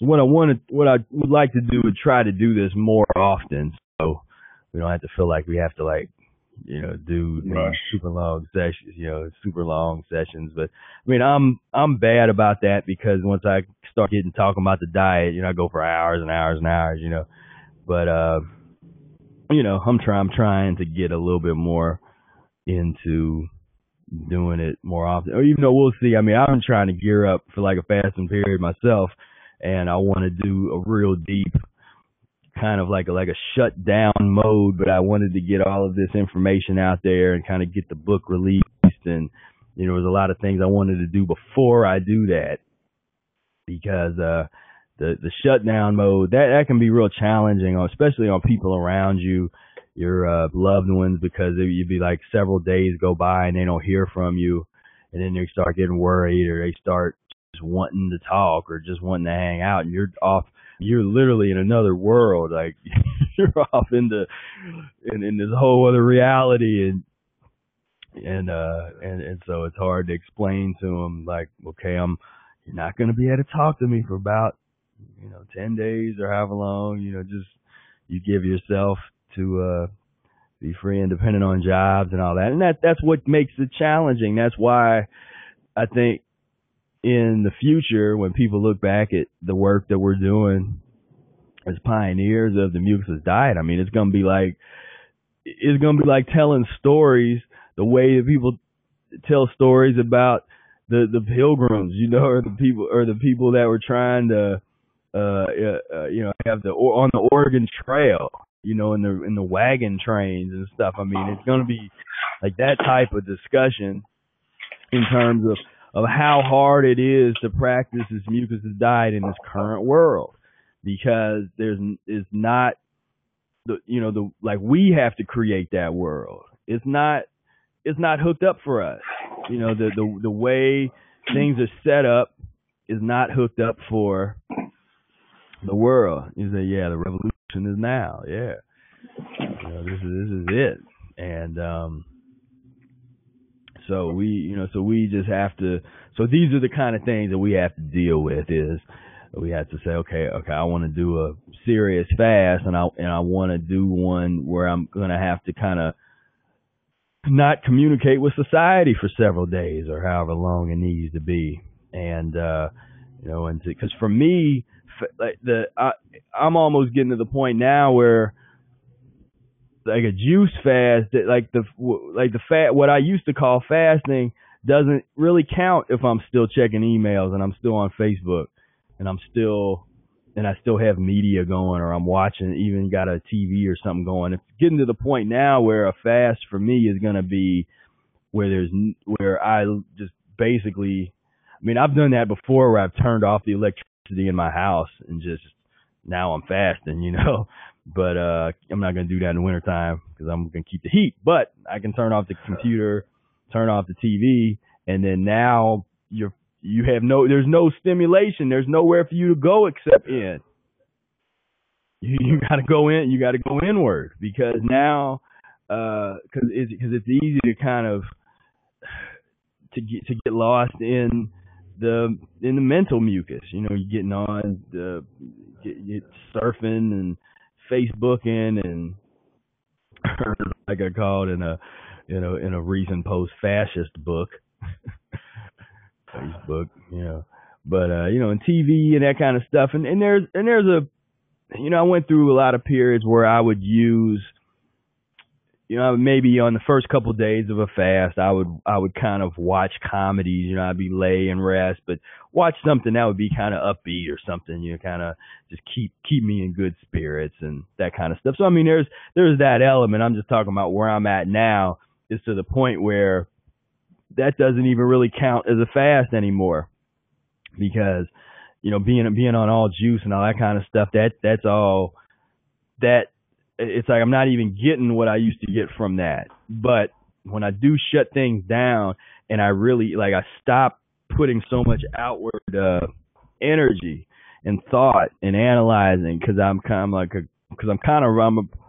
by nature I'm kind of a restless person. I kind of I don't rest as much as I really probably should, because I'm always working on something, whether it's my music or now I've been promoting the diet and making the books and all that. So I kind of stay at it. And, so one of the things that in the long term that I'm always trying to learn is, okay, sometimes I just need to shut it down. And I did a lot of that in the early days of the diet. I definitely did a lot of okay, I'm shutting it down. I'm not calling nobody. In those days it was a little easier because I kind of had less responsibilities. I was kind of in college, so I didn't have to look after anybody or anything like that. So I was able to kind of just fall off the map and nobody was missing me. But now, there's a couple people I'm closer to that kind of rely on me a little bit, and so it's challenging, and there's a lot of other people. You got family that you're taking care of, you're doing things, so it's part of the story. It's part of what it takes to practice a diet, 21st century. Let's see, Nikki said, how would you treat someone who has chronic eczema? Would you advise them mucusless diet or start them on a fast? Well, first of all, I wouldn't use the word treat as one of these things. We had to kind of be careful about how we talk about, when we're helping people, how we talk about that help. When you say, we don't really treat symptoms, and I know what you mean, but this is where the medical establishment's always trying to kind of come down on natural practitioners or naturopathic people or stuff like that. And so the word treatment really is attributed to the medical profession and medical so-called doctors. And so, yeah, so I don't treat, I don't treat anything, and I don't treat, I don't talk about diseases, in terms of, like the concept of diseases and things. But, in terms of someone that has the issues you're talking about there, yeah, I mean, it's really like, just get on the transition, get into the diet. And the reason that I always start off with the transition concept is because there's going to come a time when, I mean, you could put them on fruit right away, or you could put them on a fast right away. But if they don't know how to transition, they don't know how to go from point A to point B, at some point they're going to have to get off of that fruit because they're not clean enough to sustain that level forever. Sometime they're going to stop that fast, and they're going to need to know how to break the fast properly. So if you put them on the Mucusless Diet Healing System, it's like, okay, read this book, and then once they've read the book, then you can talk about more specifics in terms of like, okay, well, now that you understand the dynamics of the diet, if you want to start really overcoming that, I mean, first and foremost, if they've never done any kind of cleansing, I mean, some of that can be dealt with just by getting into the enemas. You start doing the lemon enemas, start transitioning, start eating more mucusless, and there's a lot of people whose skin is cleared up from that. Some people might have to do a little bit more of the raw side of things, or a little bit more fasting to kind of achieve and get over whatever they're working with. But either way, it's within the context of the system, because if you're really practicing the system, you're going to start getting into the 2 and 3 day fast. You're going to start getting into periods of eating nothing but fruit. So it's kind of all in the system. So I would say check out the diets and from the beginning start to understand the transition diet and the entire healing system. As opposed to trying to say, well, we'll just eat fruit, or just be mucusless, or just be raw, or just fast. It's like you do all of that within the context of the system.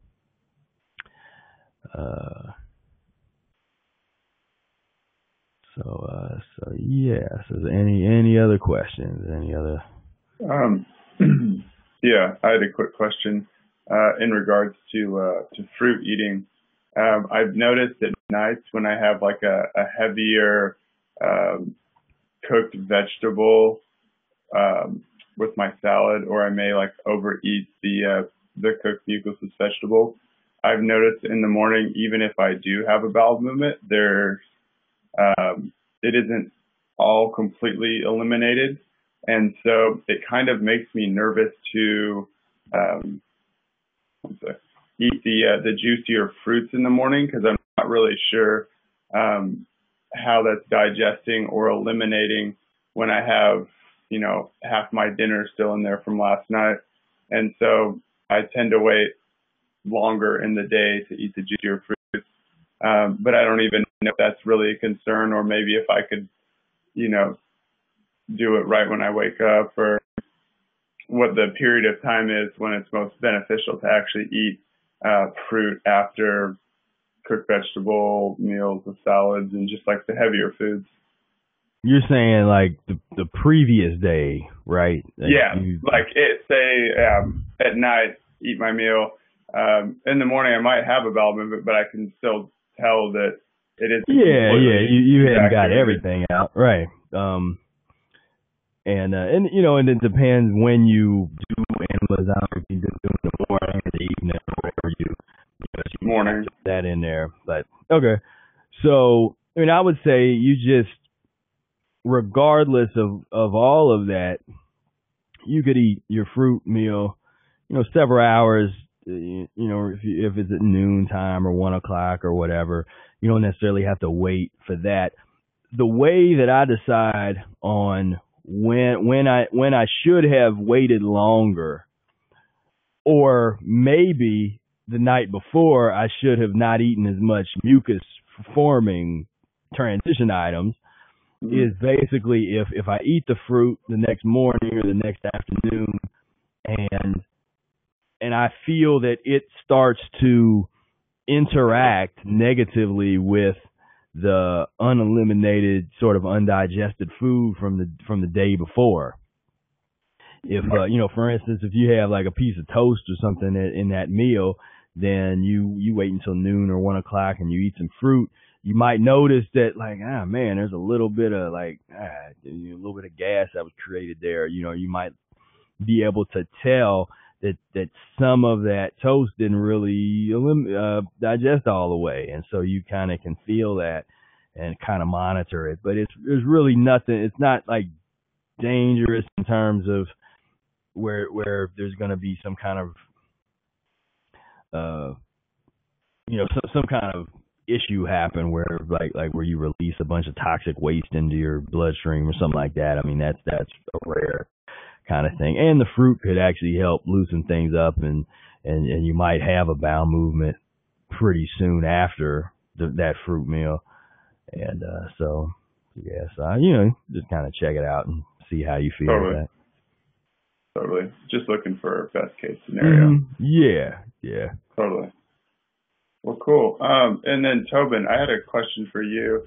You said you were kind of struggling with maintaining a plateau and not swaying too far back and forth.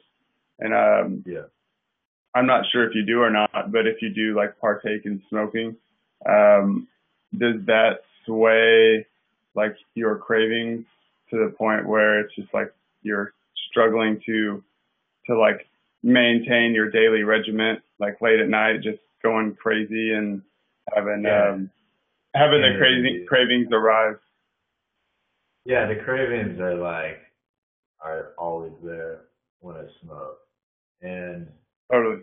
I mean, they actually, it's kind of weird because I actually don't get a craving while I'm high. It's more like when I'm coming down. And it's kind of like I'm coming down off of this high, so now I'm kind of craving for another high. And it's like I just kind of, I mean, especially if I eat an edible, I mean, that's got to be probably the worst time if you want to avoid eating mucus-forming foods. But I mean, I try to stay away from that whole. I'm trying to get away from that whole scene. I mean, that's the only way to really like get away from that. I mean, and it's hard because we're at an age that we're in the college level age, me and you, and like most of our friends probably. I don't know your friends personally, but a lot of people I know, they're in the partying scene. Like I'm almost 21, so we're going to bars, drinking, smoking weed. And it's just like. Mm-hmm. It's hard to like find. It's really like finding people, man. Like it's really hard to find people that are on the same level with us. Like that's why I'm glad that I found the Professor Arnold Ehret forum and this. So we can like talk to each other and like connect. Because there's not a lot of people out there that just know what's up. Like they're just not in tune with this information. So totally not totally important to them or is relevant in their life. And I've kind of come to the conclusion that I pretty much can't smoke if I'm going to fast. Like that is what I'm now considering like a form of stimulation. Like I'm recognizing it. It's not just like, oh yeah, I'm fasting and I can smoke and it's cool. No, that's actually like that's going to like hinder my ability to really like work some stuff out and like the emotional side of it as well, or I guess the mental. It just puts me in such a different headspace that I'm not really having the I guess like the emotional eliminations along with it. I just kind of get stuck in the same mindset, and it's been like that's probably been like one of my biggest struggles is just being around so many people that smoke weed and do this and do that, and it's just like becoming such a turnoff, but at the same time, it's like I'm getting like sucked back into it, and it's just kind of like I don't know, it's like a storm right now, and so it's like I'm like, well, I don't want to do it, and I mean, like that area is just college students, like so. I mean, I know like what that area is like. I mean, like everyone I know down there just smokes weed all day, eats shitty food, whatever, and then it's like you hang around those people, you know, you get sucked back into your old habits. So like right now I'm just trying to make some new friends and trying to really connect with people that are really into their health and serious about it, like serious as we Totally. are. Yeah, absolutely. And I actually reached out to a local community where I did like a yoga life program, just living like a yogic lifestyle for a month, and just connecting with like a different group of people has been so beneficial to me. Because I mean, it's like not only like transitioning with food, it's like a whole lifestyle that you're transitioning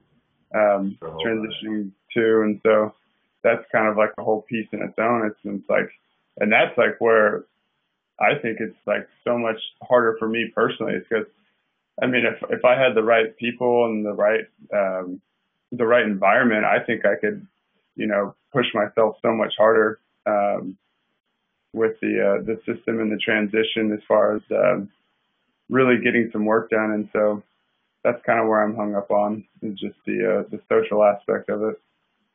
Yeah, and that's you know, and that's where, I mean, we're gonna be the leaders, you know, and the pioneers of this thing, and starting to form, you know, kind of groups of people. Because one of the things I always was impressed by about the raw food kind of movement, and some of the people that I'd met when I first had even really heard about it, you know, one of the first raw food people I was ever exposed to was Gabriel Cousins. And I could tell that I wasn't going to agree with a lot of what he had to say based on what I was being told about his stuff. And then I think I went through one of his books to see what he had to say.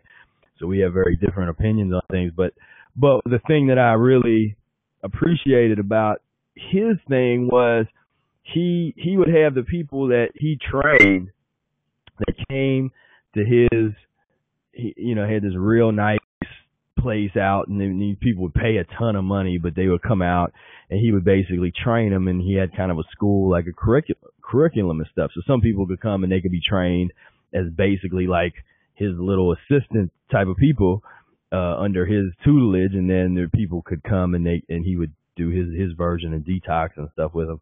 But the people that would go and sort of study under his tutelage, they were taught how to basically go back to their communities and start doing raw food meetups.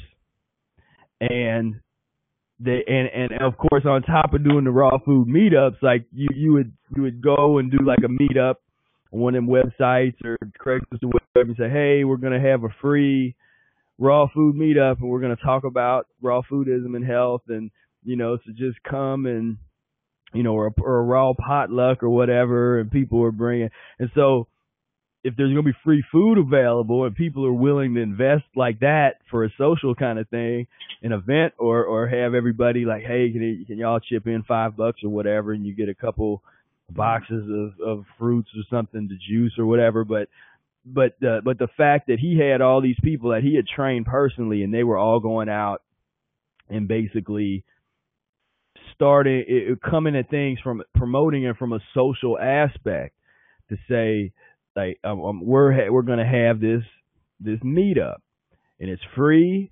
You don't have to be raw food. You know, you don't even have to be vegan. Just like, it's just a fellowship. We're going to come together. You're going to learn some things. You know, we'll talk about it, but it's a place where we can kind of come together and connect. And you know, and I always appreciated that. And that's something that I like to see some of you guys do more of, and to where it's really like, okay, this is a mucusless meetup, like that, or a mucus-free meetup, you know, where this is, because it's different from raw food. A lot of the raw food meetups, they have these real extravagant spreads of, you know, the avocado concoction and this and these salads and this, you know, starchy veggies, starchy carrots and broccoli. Right, right. The nut pate and the raw pizza and all this kind of stuff. And, you know, and that's what it is, but that's not mucusless, and that's not what you would have at a mucusless meetup. So, you know, so the more that we can and I think, like, and I felt like the work that I've done, I had to do to kind of like give my contribution is what I could give to get things to the point where now there is a foundation, there is a sort of an educational foundation and a structure, so that now when we do go out there and we start to be more social, there's something that people can be referred back to. 12 years ago when I got into the diet, it was like all you could do is give people the book. That was it. And they wouldn't read it. You basically be like, well, there's several of us that do this thing, but here's a book. But now there's an online presence. There's a website with a lot of free information. There's books that you can get. There's videos with multiple people making videos about their experiences. So the foundation is kind of laid to be able to do more social outreach, because in terms of if you kind of study social science, or you're just sort of an observant person that looks at how people operate, you notice that the majority of people, we're social beings, we're kind of wired like that, but the majority of people, the reason they go with everybody else is we're kind of wired to do that. That sheep mentality. If everybody's going over here, like, well, I want to be cool, I want to be hip, I want to be safe, so let me go where everybody's at. Up to now, the only people that got into the Mucusless diet were like the loners. We were the people that just we did not care, that we did not have anything to do with mainstream society. That we just were like, because I could care less with that, so I don't want to fit into that. I don't need to fit in. I don't have any attraction to wanting to fit into that other thing. I'm fine being totally, have nothing to do with that. But a lot of people don't have that kind of attitude. Like, they can't do that. They want to, like, they got to have their Jay-Z and Beyonce posters. They got to be a part of this, whatever is that it has been marketed to them that they're supposed to be a part of. And with stuff like veganism, because it's became more of a mainstream accepted thing, more and more people feel comfortable about identifying with it, because they're like, okay, I'm identifying with a particular community, and this community is established. I like what they look, I kind of like what they look like, or I like there's charismatic leaders a part of it. I like their vibration. I like what they're saying. So I want to be a part of that community. It's the same thing that happens in high school lunchroom. Who's the cool kids in the lunchroom? And you're like, man, I want to sit at that table. Those guys are cool. And one of the things that makes them cool is they're kind of exclusive. Like, they kind of got their own thing going on. So people were attracted to that. They kind of like, man, those guys are kind of, but you have to have more than just 2 or 3 people. Up to now, that's been us. Like, the Mucusless, there's been like 2 or 3 people, yeah. But now there's more, and but it's kind of like the raw foodism. That they became the cool kids at the table. In a vegan lunchroom at a high school, the raw foodists was kind of sitting over there like, oh, well, they're cool, and everybody else is looking at them, and it's sort of this exclusive group because not everybody could really do that, or they didn't know how to transition to that. So there was a lot of people that was like, yeah, I want to do that. So like, yeah, I'm raw, and then they start kind of saying all this raw stuff, and and because they want to be accepted by that group, so there's a lot of these kind of social dynamics at play, and this becomes the actual science of how people will get into the diet. When you start, you really start to understand these social dynamics of how people, how people become interested in a particular thing. My thing was, I didn't want the Mucusless diet to just be like a passing fad. I wanted it to be like, well, this is the foundation of a new way of life, a new way of thinking that can stand the test of time. So that had been my job, was to at least put the foundation down, so that then others, because what I bring to the table might not be I might have the idea to go out there, start doing the Mucusless meetups, but it might not be time for me to do that yet, because I'd done a little bit of that years ago, but it was like, there was no structure there. So it couldn't do anything. You know, the more that we start to publicize what we're doing and being open. So one reason I say all the time, that's why people love Dan McDonald. He's very open about his experiences and himself, and he's charismatic and all that stuff, and people like that. You know, it's like a reality show. You know, people like that kind of engagement. You know, I can do a little bit of that, but I've always been more, presenting more as an educator, you know, in terms of like a lecture format or, you know, discussion format or philosophical concepts and discussions and analyzations. And some people really like that. The people that are attracted to that like to analyze things, that like to study, they usually find their way to me. You know, if you're more, you know, kind of, you know, don't like that kind of stuff or don't want to like have a conversation and then go and spend an hour looking at a dictionary, etymology of words and stuff, you know, you probably, you know, you might not like, you know, seeing a lot of my stuff, you know, but, so, you know, but I think you guys now the time is right to really start, you know, putting the diet out there. And now that we align ourselves with veganism, say it's the original vegan diet, and that should draw some people in, and then it just becomes about like what do you want to do, you know, in terms of if you want to start inviting people, if there's people they might not be into the diet, but you invite them and you say, hey, I'm gonna have a juice party. You know, you get a couple cases of apples or oranges or something, and you got the juicer, and that excites people because a lot of people don't have juicers, and they're like, oh wow, I'm going to this juice party.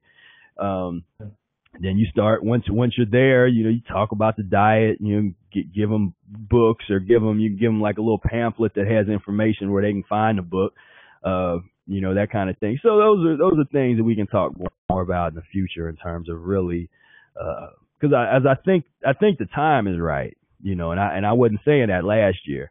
But this year, I'm like, okay, I think the time is right where we can start being a bit more, you know, a bit more social, you know, kind of get out there and let people see what we're doing. And because the good thing about being more public is as more people, even though people don't practice the diet, the more people that are aware of it, the easier it actually becomes to practice the diet, because people, whether they disagree with it or not, they do respect it more normally if they hear about it and they know that's kind of how like raw foodism is doing that now. Veganism did that, where, you know, 12 years ago you talking about, well, I'm a vegan, and people was like, so, you know, I mean, they didn't even know what the word was. You know, today, yeah, you still get that reaction out of a lot of people, but there's a lot more people that will actually respect you for it. You know, like if you're righteous, how you're talking to them. Obviously, people don't like to be talked down to, and you know, and they don't want to feel like you making them feel like you're better than them, that kind of stuff. But if it's just in passing, you're like, well, yeah, you know, I don't, you know, I'm mucusless. I mean, I made an art years ago of how to talk to people about the diet. You know, I spent a lot of time talking to different people, and that's something that we maybe won't do it on this session, but one of the sessions I would like to do, kind of like like little what's the word for it? The where you I forget the word, where you play, we basically practice talking to people about the diet or defending or role. There it is, yeah, role playing. You know, that's what I want to do, big time. Yeah. That's something that I think would be fun, because as I definitely got, and we can kind of do that to each other, where we kind of like, you know, well, where do you get your protein? You know, and then you kind of see how the verbal back and forth, and where you were and be able to break it down in such a way where it just like it's that's so the smooth. That's like the number one question out of anything. Like every single person that has ever asked me, like, where do you get your protein? Like, if you're not eating dead animals, like, And then, I mean, I kind of go for the typical, like, vegan response. Oh, I get it from, the green leafy vegetables and some legumes. Mm-hmm. But it's like, I don't really think about that, It's like, Yeah. I mean, protein is obviously Arnold there. It explains that protein is just not necessarily Stimulation. in the body like we think it is. Yeah, stimulation. And I got a whole long, I mean, I get into it depends on who I'm talking to, because I used to drop bombs from right away, where I just was like, boom, I'm hitting them as hard as I can. But I've learned to transition them into where I basically, because if you frame things around yourself, then they can't argue with you about it, because it's like it's like, instead of saying there is no such thing as protein, I say, well, I don't really believe in the protein theory. Then that opens it up to say, okay, well, I don't believe in the protein theory. So what you've already done is you've established that protein is a theory. That in itself is powerful. Like, that in itself, you just educated that person like years beyond their years, because most people have no clue that it's a Theory. that it's a theory.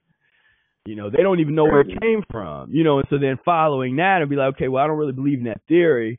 And then sometimes I might get into the history, take somebody back into the history and say, well, like the theory, I don't know. And I don't know. Sometimes I'll, like, if I'm dealing with people that think they're intellectual, then I'll kind of, and maybe this is condescending, or I don't know what this is, but like, if like there's because sometimes when people think they're real smart, that'll kind of get on me, So I'm like, all right, let's talk, and I'll kind of be like, well, so, like, so I assume they know, like, it's like, I'll assume they know the history. So I was like, okay, well, since you're so smart and erudite, then obviously you know the history of the protein theory, and so I respect you. If you believe in the theory of protein, but you can recite the history to me, then I respect your opinion. Nobody knows the history. I've done this to doctors. They don't study. They don't know that. I've only met like one person that was one of my professors. That was and he's a professor of like African studies. But he was the only person that knew about like Francois Magenti and Mulder and the history of the origin of protein, because he was just like this freakish encyclopedia guy. He had, when he studied, he kind of just memorized encyclopedias, so he just had all this stuff in his head. So I started, in one of my papers, I actually did an argument. It ended up in Spirit Speaks, but I did this argument about the protein theory, and and he loved it. He was just like, man, this is like, I don't know if I agree with you, but I like what you did, So, so that's one thing where I'd be like, well, the history of it, I don't know if you really, like, do you realize that the history of the protein theory is based on starving and torturing dogs? That the concept of protein really comes from Francois Magenti was doing these sadistic experiments on dogs, where he was basically starving dogs. One dog would get water, this other dog would get this kind of this little bit of concoction in the water, and the dog that just water fasted died before the other dog. And so they were looking at the nitrogenous substance they had put in the dog that didn't die as water, saying that was why he didn't die. But we understand that from an Arab perspective, that it wasn't that dog got more nutrition than the other ones. It was that dog had a little bit of something that slowed down its elimination, because the other dog basically drowned in its own waste. You didn't give it nothing to transition it, and it basically, they said it was starved to death. Well, it starved because oxygen couldn't get to its blood. It had eliminated way too much of its waste, and that was it. So, Now I'm getting into that now. I don't necessarily get that deep. It really depends on who I'm talking to, how deep I go. Other people, I've said stuff like, I'll break down the etymology of protein, where I say, well, pro meaning first, e meaning principle. So even though that didn't last, that's still the way people treat it. First principle, like protein is the first principle to life. Because instead of somebody asking me, like, are you getting enough oxygen? Like that's a better question. But instead of asking me, am I getting enough oxygen is enough oxygen getting to my blood? They ask me, are you getting enough protein? Because they look at protein as the first principle to life. When if anything is protein, it would be oxygen. That's the first principle to life. Is for us is going to be, at this stage of the game, is going to be breathing. And so anything that's beyond that is you're kind of out there. And then so what I say to some vegans is like, why do you want to base an understanding of human physiology on a science that to be wrong? Just from the get out, just from the fact that the originators of these nutrition theories thought that because they were basing their theories on their own terrible diets, they basically could write the book and say, well, the way I eat is superior. And that was in a lot of these folks that had their ego going on, in these in the times they were writing these concepts. And so it was like, well, obviously the way we eat, the way my culture eats is the best way. So we're actually going to create a science that supports and nurtures how we already eat. And so they created all these theories on, and based all these things on, well, your body needs this. If you don't get this, you're going to feel bad. If you don't do this, you'll be deficient. They say you start to base everything on this additive principle, because they're basing things on their own physiology. If they go a couple of days without food, they start getting dizzy. They start because they're filthy. They start feeling weak. They start going through detox. But then they're going to say, well, I didn't get my energy. The calorie theory. I mean, when that came along, that's real idiocy. But again, people don't, because I get that too. I'll get protein, but then I'll get people saying, trying to bring up calories. And then that's the other thing. I don't believe in the calorie theory. And I don't know whose physical body converts food like a calorie meter incinerator. But yeah, how much fuel the cells burn when they intake the nutrients. Yeah, it doesn't make any. It just fundamentally the theory makes no sense.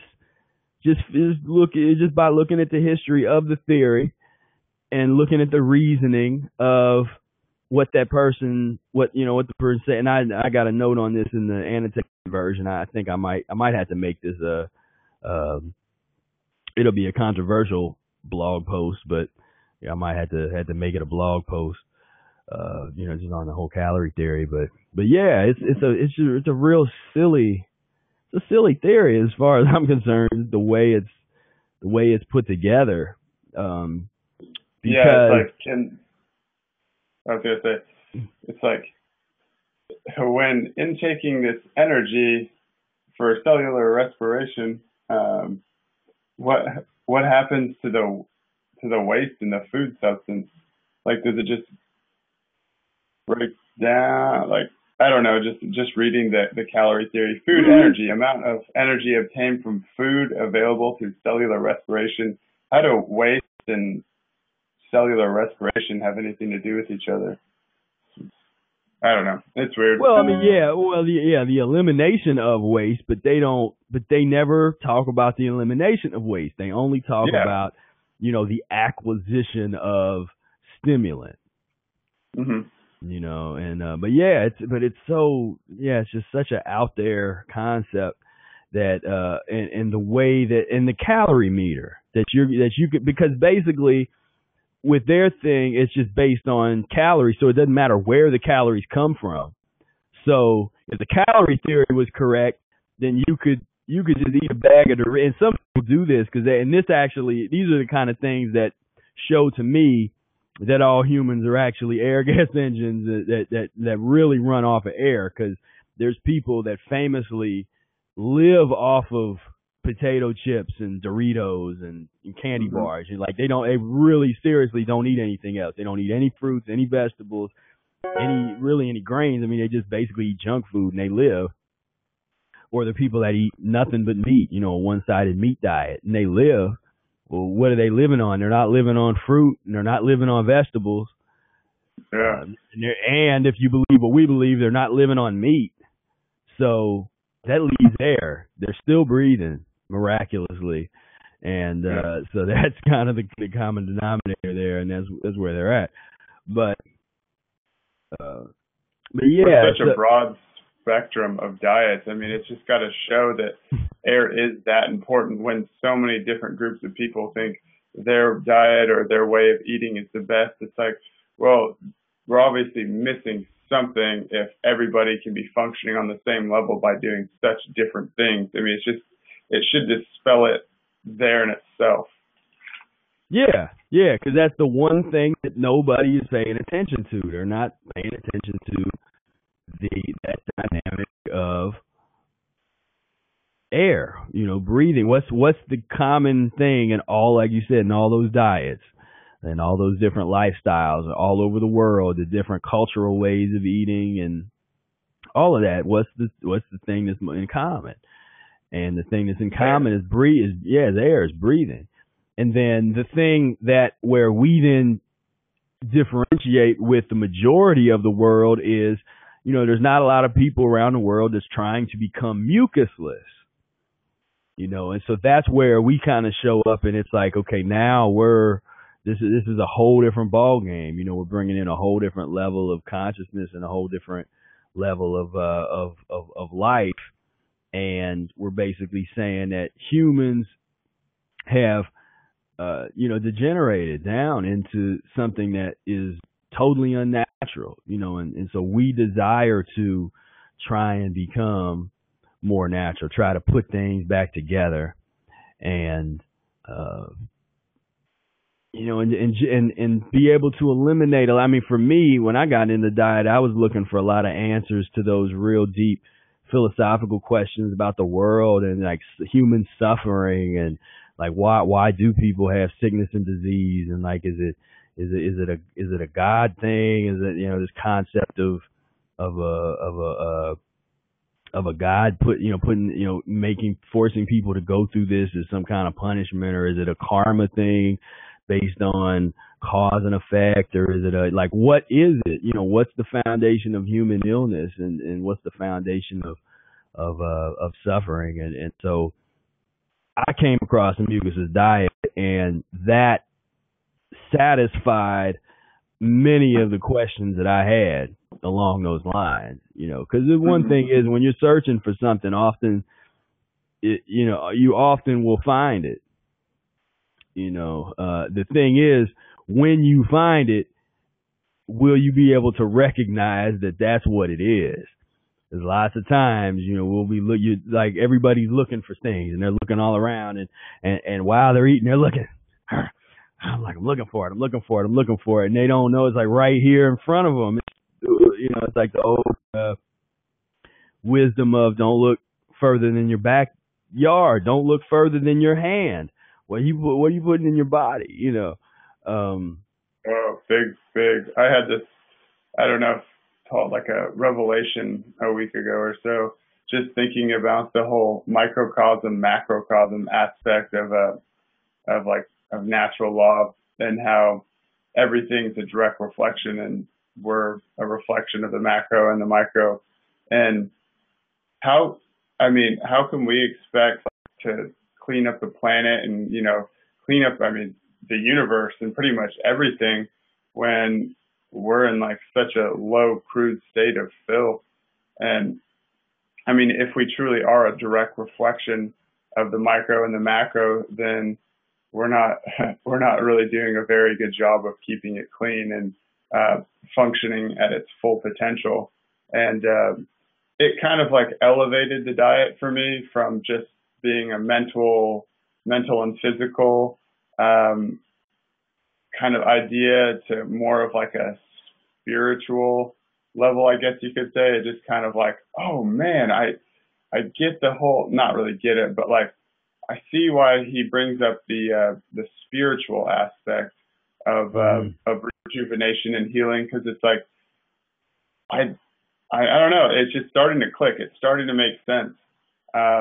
Just being able to reach higher levels of spirituality, or what we call like mystics, and just like experiencing these crazy I guess abnormal experiences, and it's interesting. It's just like this huge picture that I don't think a lot of us see.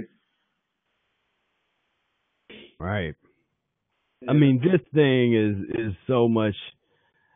It's it's just deeper than we can imagine, and Totally. And it's really, really, I mean, it's really something. It's a real path. As his brother Air told me years ago, he's like, it's a real path. And so everybody kind of comes to this information different. They might start off looking for different things, and have different goals and all that, which is fine. But those that really stick with it, that are really kind of open, because you also have to be open to be able to and open and willing to do the work, because there's a lot of stuff where you have to do that work on your own. That's why I try to teach processes. And some of the stuff in like Spirit Speaks, I'm showing you like, well, check out etymology. Like I don't have to be there every time to do etymological breakdown. You can get in the habit of doing that. And you can meditate on etymologies and learn as much as you would learn reading a sacred text, as far as I'm concerned. And it's being channeled through you, because you open yourself up to those higher frequencies. And so now, I mean, you can read an etymology book and start to analyze words and be awakened to things that you never even would have really thought about. Like you weren't even looking for it. It's just like, oh wow, I never would have thought of that. Mm-hmm. And but a lot of people want it to be on a silver platter instead of sort of discovering it themselves. It's easier if they study a spiritual book, or study somebody, the process of somebody else doing that. Like somebody else that did that type of analysis, that did that type of kind of exploration and free thinking and analyzing, and they sort of did that and was able to get a certain amount of wisdom from it. Then they write a book, and then people read that book. And so my question was, well, what was the process by which that person went through to gain that wisdom, to gain that knowledge? So I'm more interested in the process than I am the knowledge, half the time, because if I can learn the process, then I can learn the knowledge myself. I can come to it in an organic way, where I know it, and I'm not just spouting off what somebody wrote, and you start there, and there's things that you can get, because I'll talk, obviously I do that with Eric and there's the people that I read, but at the same time, I'm not just making those quotes just because I feel like it's like I've lived that too. Like I practiced and I identify, like, okay, I see why you said that. Like, okay, I see what, and you go back and be like, oh man, I missed that the first time I read it. Okay, I see it now. I get it now. And that's the thing that's real dynamic about the book, is it changes every time you read it. Yeah, every time going back, 6 month period, you're like, what? I didn't read this the first time around, or like this completely makes different sense. Yeah, So yeah, that's yeah. cool. That's cool. And, Well, there had different books like the physical fitness on a superior diet. mhm, But I ordered that on Amazon, and mhm. do you have that book? Are you familiar with that? Oh yeah, yeah. I have every Eric book and every Eric thing that was written that is out there possible to read. I've probably read it and probably have it. Um, there's the stuff that you can find that's real. Like the one about where he talks about his 40-day water fasting and all. There's some stuff that a lot of people don't find. 'Cause that really hasn't even been translated into English.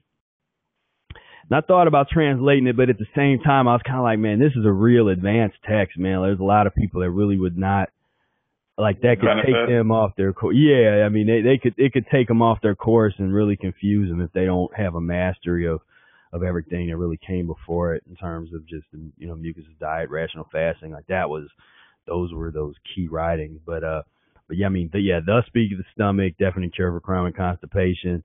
I mean, some of the stuff in Thus Speak of the Stomach is like the heaviest stuff that you'll ever want to read. It's just like, dang, because he's not pulling any punches. And but yeah, the physical fitness, because some of that is about that process of reframing your mind, is and being able to, it sort of directs your consciousness along a certain route, and any good philosophy does that. A lot of those books are more philosophy books, where he gets into, he's quoting philosophers and he's talking about back to nature concepts and that kind of thing, and so that can be really beneficial at any point. It's always good to go through all that stuff, and so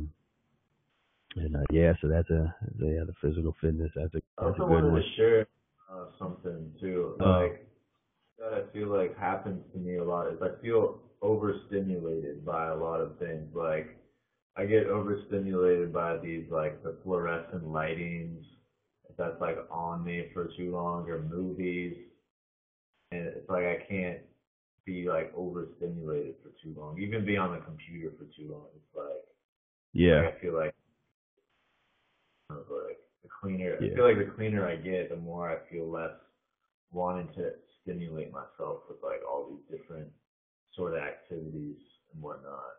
Just like, right. Yeah, I definitely feel that as well. Like last night I went to a comic show, or went and watched a comedian, and got free tickets, went with a few buddies. But man, getting in there, it's just like everything is just so loud. And I mean, the place is called Kowloon's. I don't know if you're familiar. They basically serve everything deep fried, and it's just like the most atrocious food, and just like the smells, and I just really couldn't deal with it. So I went and basically just stood by the exit door and put my hand over my ear, which the speaker was facing from that side, and was just kind of like this the whole time, just like, oh, this is the crudest humor I've ever experienced. And it was just like a really big turnoff to see that a comedian was able to connect with so many people just saying the most ignorant, crude stuff. And he was up there just taking shot after shot after shot and talking about, his dead dad and his dying grandma and making jokes out of it. And I was just like, dude, let me out of here. I'm going to scream. Yeah. Yep. Death culture. There it is. That's all they know how to talk about. If they ain't talking about eating, they talking about dying. I mean, that's listen to the pop, all the pop. And if they ain't talking about dying, then they talking about sex. I mean, that's it. That's like, something related to that, where, I mean, if you look at all the content in pop culture, it most of it is real ego driven, and it's very, carnal. There's a lot of stuff about love and sex, a lot of stuff about, power and prestige, in terms of like if you're looking at like the rap stuff, there's a lot of, like I'm running things type of, I'm the best, I'm the strongest, I'm the best, I'm this, it's like that posturing, a lot of, musically speaking, historically speaking, a lot of that would have connections to the tradition of fight songs, and war battle cries, war stuff. It was all about posturing. It was about I'm gonna, make my adversary scared before we even fight. And that's the same that same kind of dynamic happens at like football games and stuff where they come out and they stretch beforehand and do their jumping jacks and scream and and then go back and it's all this kind of it's just very basic things, it's just very Rude. Yeah, just not elevated. It's just real. It's on its way down into the animal kingdom. It's very basic animal type of things, that's based on overstimulation, based on pus and mucus eating. Because you take the pus and mucus out of the equation and you no longer enjoy that. You no longer want that. You don't feel the need to, I don't need to run around like scared. And what the funny thing is, like I don't feel the need to want to in the inadequacy where I had to feel like I had to run around scaring people, but the ironic thing is sometimes I do people are a little nervous around me sometimes, because they kind of like, this dude is different. What's going on? They don't really know what to do with me. But that's a lot of people with the diet sort of, once they know you practice the diet, they start really acting weird around you, because they're like uncomfortable vibrations. Yeah, it's uncomfortable because your thing is just like, and they're kind of, they the eating thing is just so deep. Like I said before, the word companion, the etymology of that breaks down into breadfellows.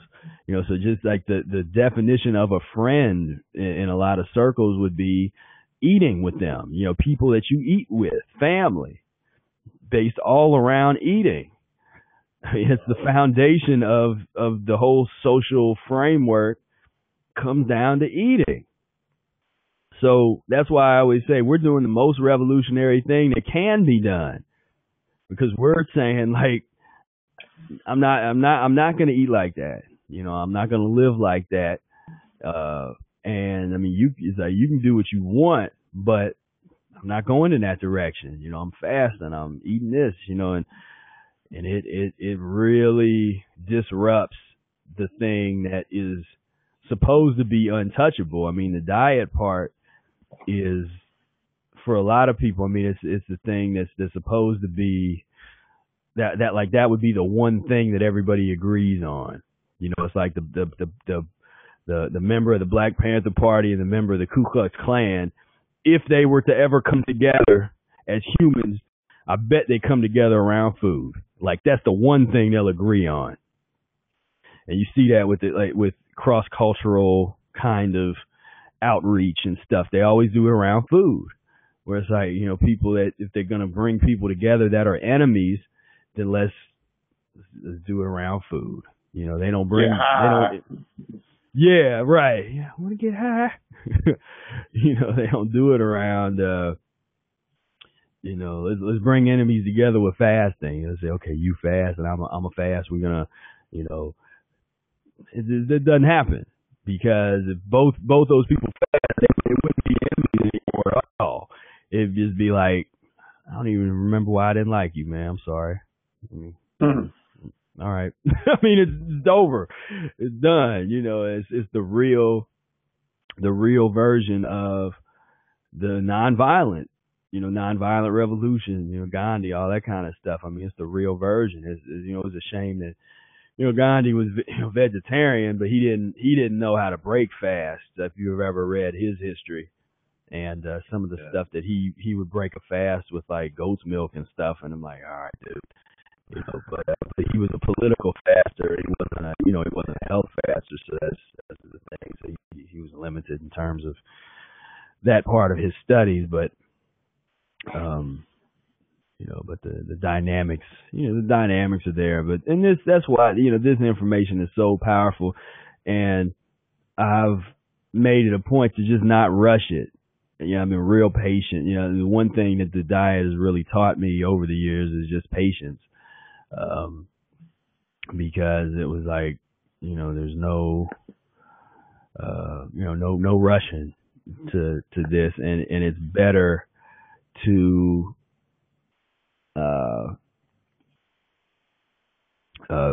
it's better to I like seeing how the progress is just as slow. The people that are here are really serious and really really want to be here. It's not really based on just like this fad thing, like, well, let me just be cool. Let me go and do what they're doing. And, it's not like that at all. It's like there's some real serious stuff going on, and that's what's needed for the foundation. We're going to get to a point where there will be people that come along and they'll want to be associated with this because they think it's cool or something, and that's fine. It's got to go through little periods like that, but overall, this is the real deal.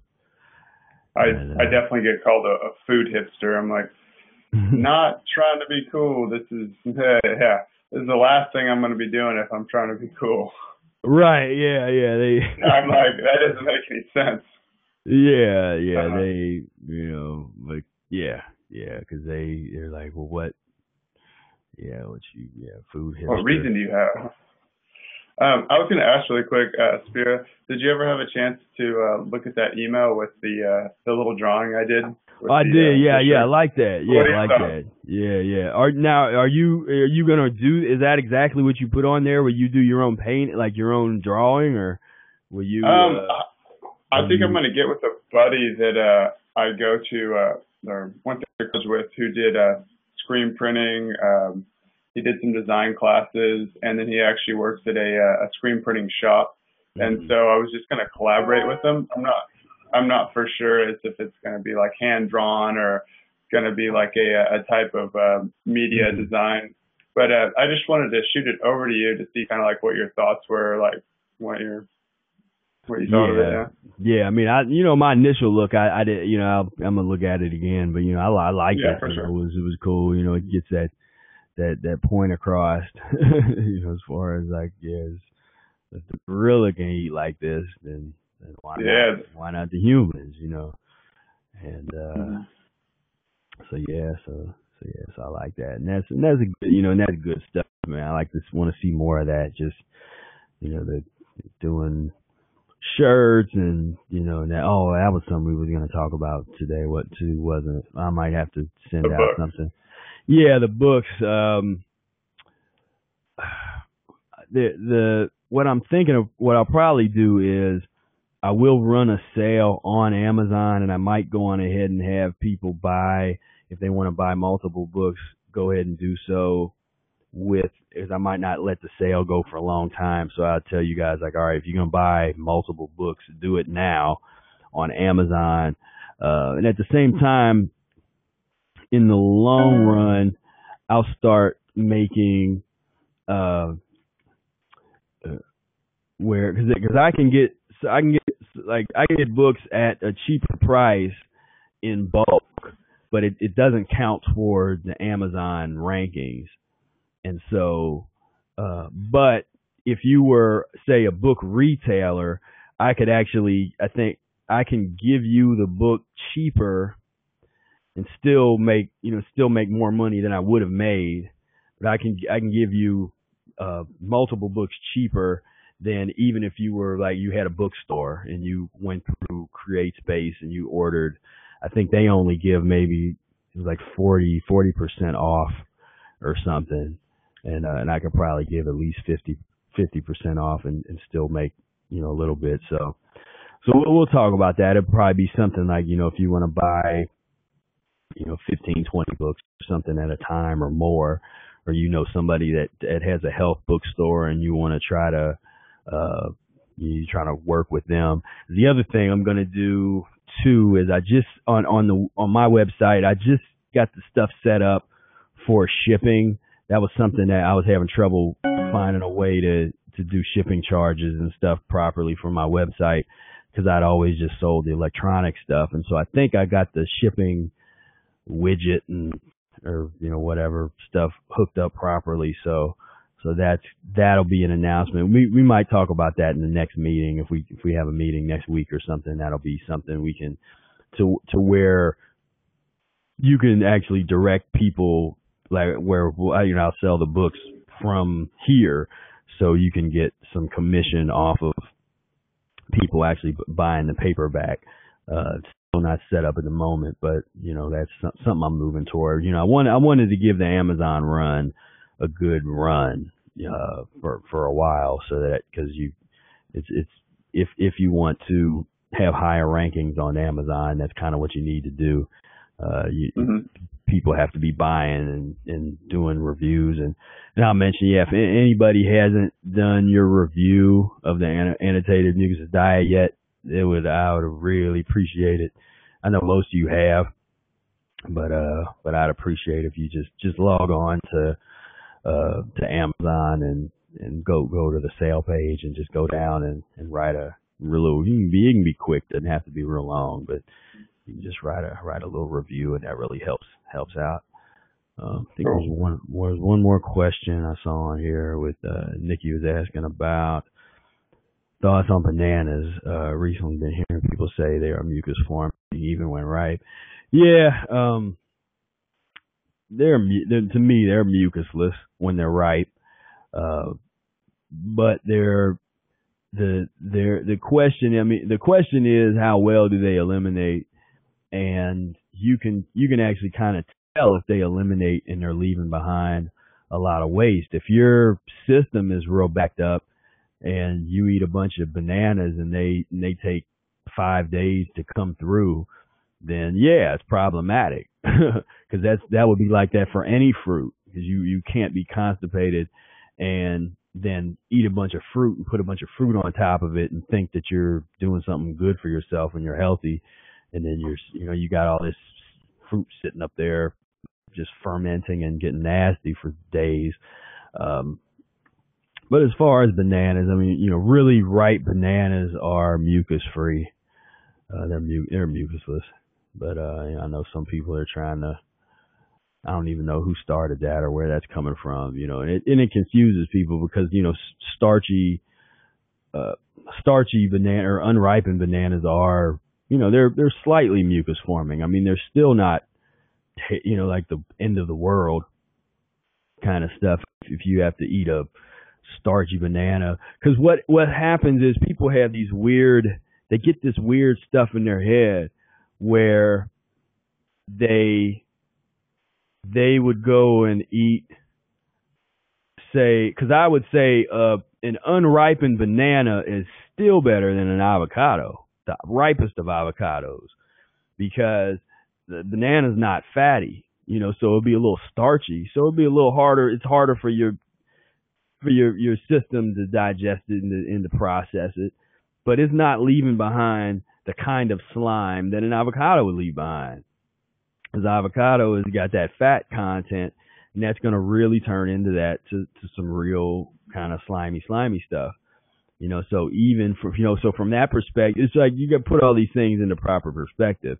That's kind of like when people talk about the hybrid foods, and they want to know, well, what's my perspective on the hybrid foods, and I just don't really get into that theory much. And I know that's like the fundamental theory for a lot of folks that follow Dr. Staby and that kind of stuff. But I kind of look at that like I'm into mucuslessness, because what gets me is when somebody that's into the hybrid theory will say, well, no, don't eat such and such, but all these mucus forming items are fine.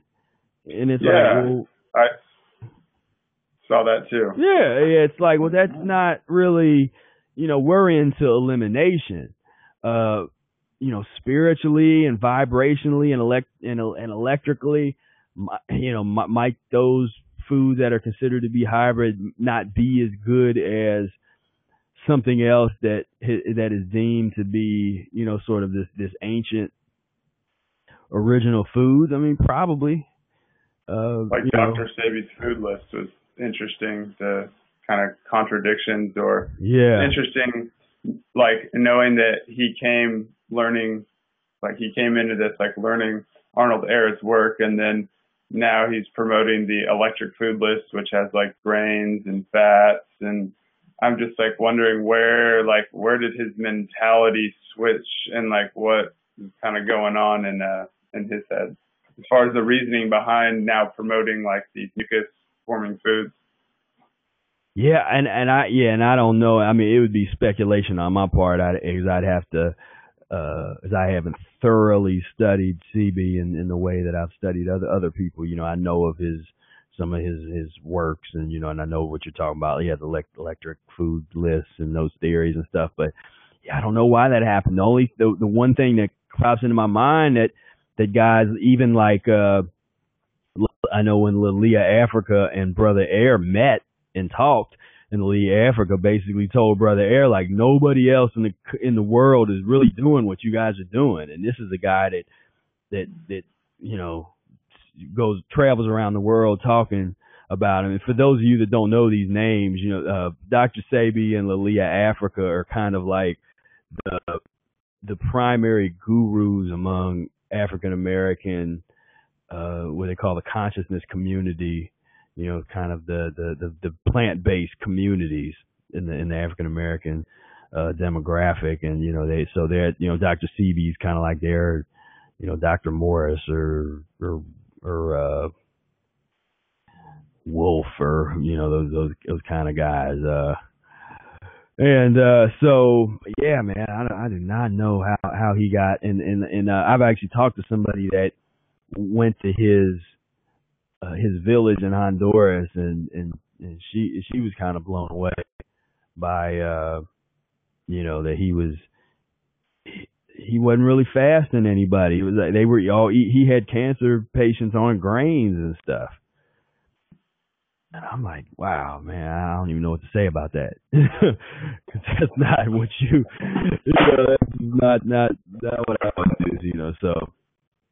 But again, it goes back to a lot of the herbs, where, because you can't, you ain't gonna make $1 million talking to people about the transition diet, because you don't have that much to sell. It's like you're like, okay, well, I got here's a couple books, or here's like, or I can give you a consultation or something. But like the people that really, one of the reasons why a lot of folks that I see that really push the supplements and the herbs and make that a priority is because that's how you make your money. Totally. It's kind of the vibe I got from him, just kind of like all the products that he's released, and how it's like he can promote, this one side of these electric foods. It's like that's his thing. It's like promoting non-hybrid electric foods, and then selling these products that have been encapsulated and obviously aren't electric anymore. And so his, the products that he's selling even kind of contradict the basis of like the different types of foods that he promots. So I was just kind of getting some mixed messages from him across the board as far as like what he's trying to do and that sort of thing. I've felt the same way, and I had and I've never had a chance to meet him. I've worked with a lot of people that come from that consciousness, because they find their way to Arnold Ehret's work and the Mucusless Diet through him, because he does still talk about it and bring it up, and so that's a good thing. But yeah, his methods are different. It's a different approach, and but when you look at all those guys that really do those tours, whether it's David Wolf or Leah Africa, whoever it is, there's usually some kind of supplement kind of thing going on, if you're trying to sell probiotics or sell herbs or sell this or that, Now I think that there's definitely a place for different things, when you get into like the Dr. Morris level healing, I've experimented with that, and when I work with people one-on-one, depending on what they're working on, I might suggest things along that line. So I don't, and Eric also got into herbs, because he had a herbal formula for the bowels. So it's something that I tend to not talk about much publicly, but I do discuss those things on an individual basis if it's needed.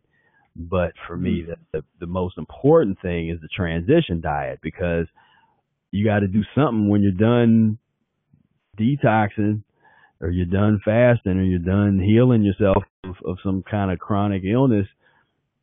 You got to have something to fall back on, that some kind of methodology, instead of just trying to make it up as you go along. Like, okay, well, I've been eating fruit for the past year and fasting and all this kind of stuff, and I don't feel bad anymore. So now what? A lot of people go right on back to the bad foods that put them there, and they don't.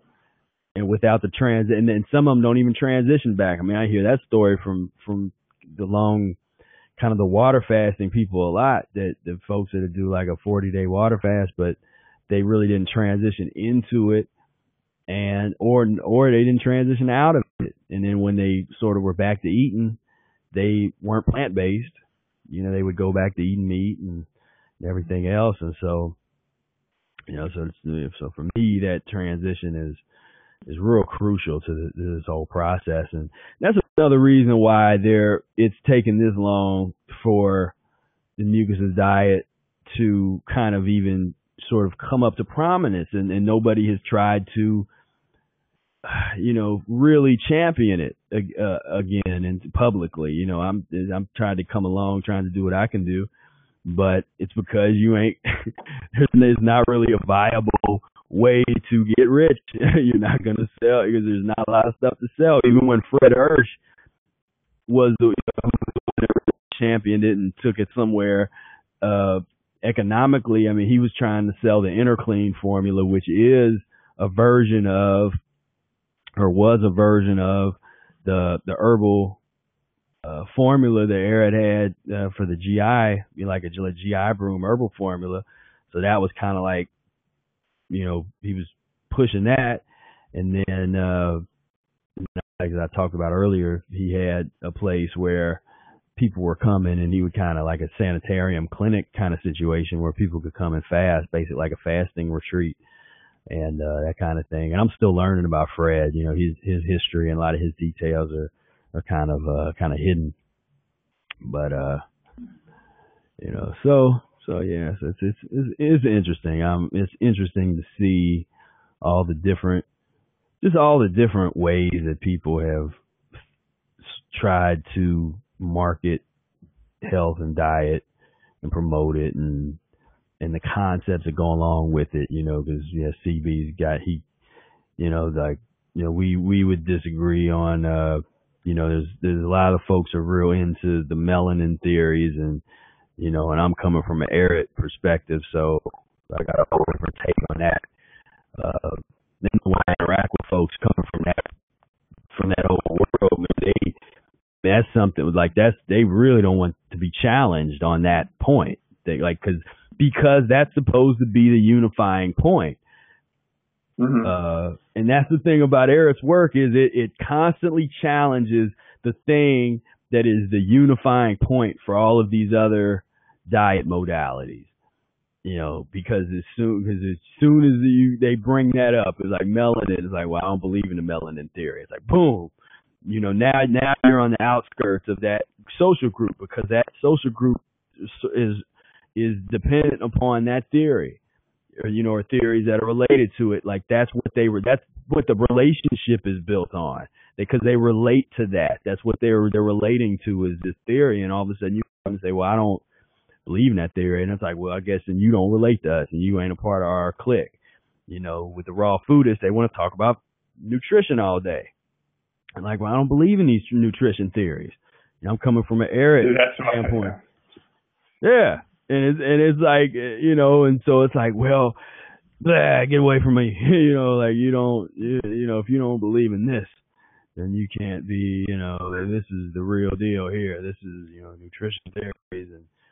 And So that's why I'm like, we have to create our own communities and our own groups of people that resonate with where we're at, because we just don't fit in anywhere else really out there, as far as all those, because we're really the only people that even talk like that it's got to be one of the most revolutionary things out to say that you just don't believe in the nutrition theories like that, because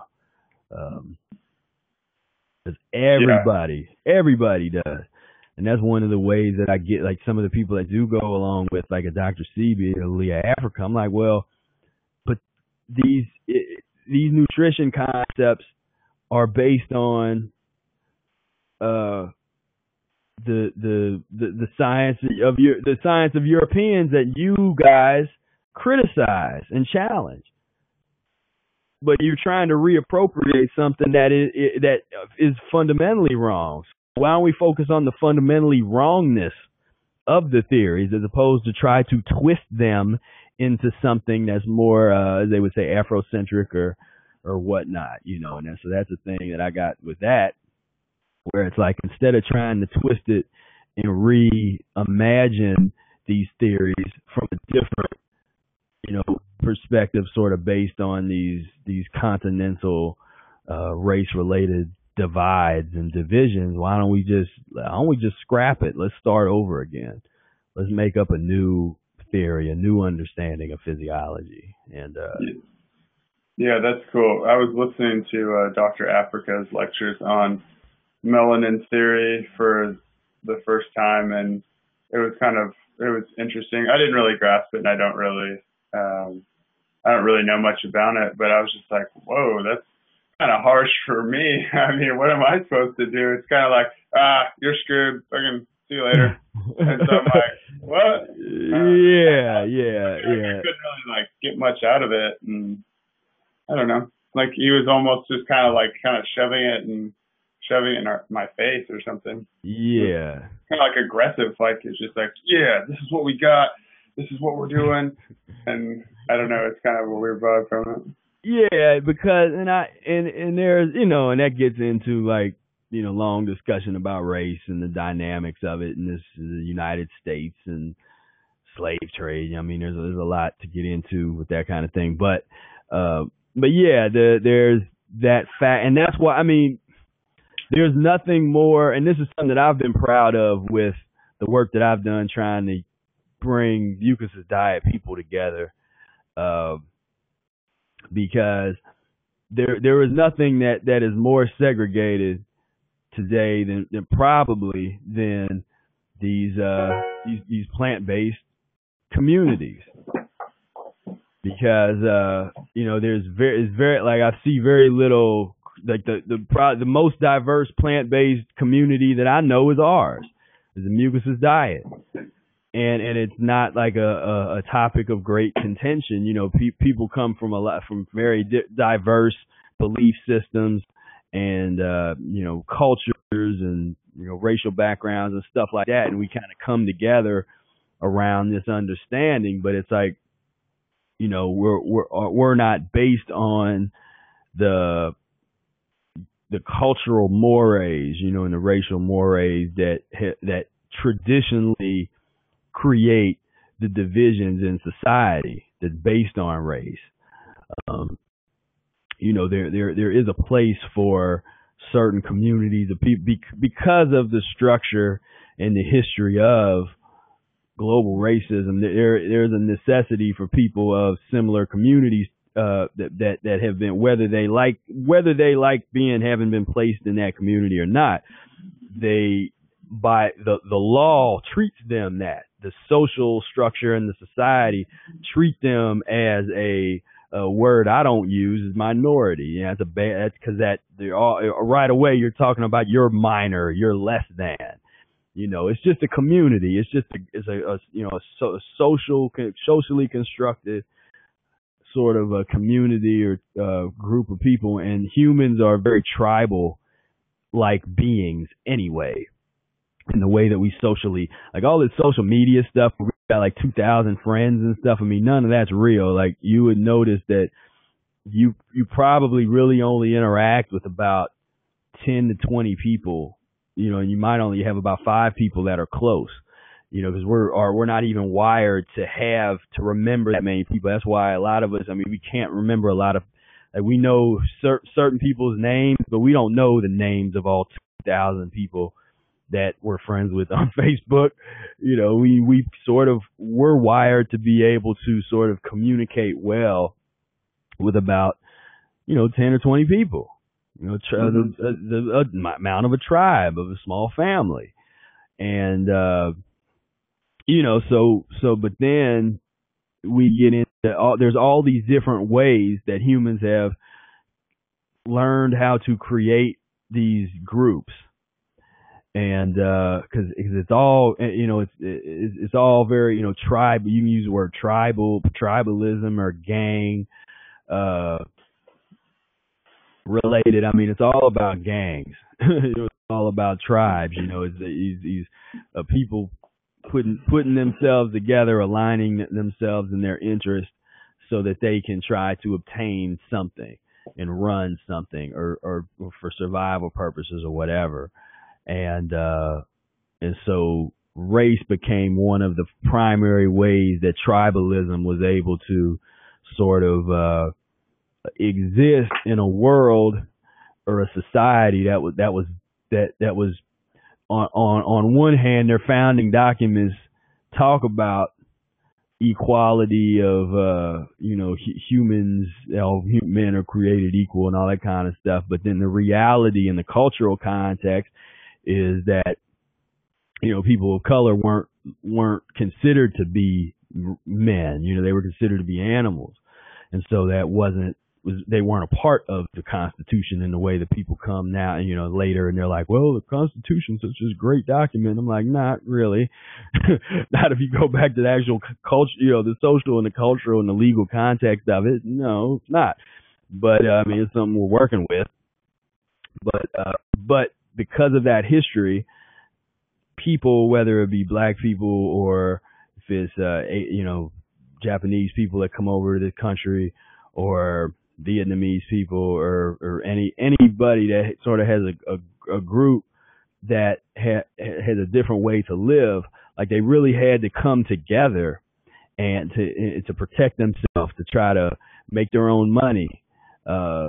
Basically they had to do what they needed to do for themselves, because it was dangerous. It was dangerous for them to be by themselves, out walking the streets by themselves, when they could be attacked by, for various reasons, and that's when you say, like, African Americans, it's to this day, it's still, that is like, there's things that have changed, but it hasn't changed enough, and it hasn't changed that much, in terms of being able to feel safe, just like, hey, officer, that doesn't happen for a lot of people I know, it's not what goes down. And so you feel like you have to, commune with other people that are like-minded. So a lot of the Seabees and the Africans of the world, they make that an issue because it is an issue within the community, within that demographic, and so the foundation of it is a necessity to be able to commune with other people that sort of understand your plight, that you share the same plight with, the same challenges, the same, you think similarly because you had a certain type of cultural orientation. And, so that's where a lot of that comes in. But then when it gets into making up theories just for the sole purpose of trying to, almost have like a reverse racism effect of like, well, they're like, well, we're superior based on this theory and all this kind of stuff. Like, that's where I'm like, man, just study the Mucusless Diet. That's where I was like, just read the Mucusless Diet. Just come on, man. Like, let's get into some truth, and then whatever the truth does is what we do. Is where we take it. But yeah. So it's interesting. It's interesting to see the whole, see that process, because there's a lot going. And then on the other hand, I look at, there's certain I won't really name them, but I mean, I've seen certain kind of raw food type of groups and people, that are very, it's very cliquish. It's just very, I don't see any diversity. I love cultural diversity. I love people to talk, and it's, we got folks in here from, living around the world, whether it's Germany or the Middle East or Africa, or, I love that. I love the cultural diversity, but then I'm looking at some of these like raw food communities and stuff, and there is no diversity.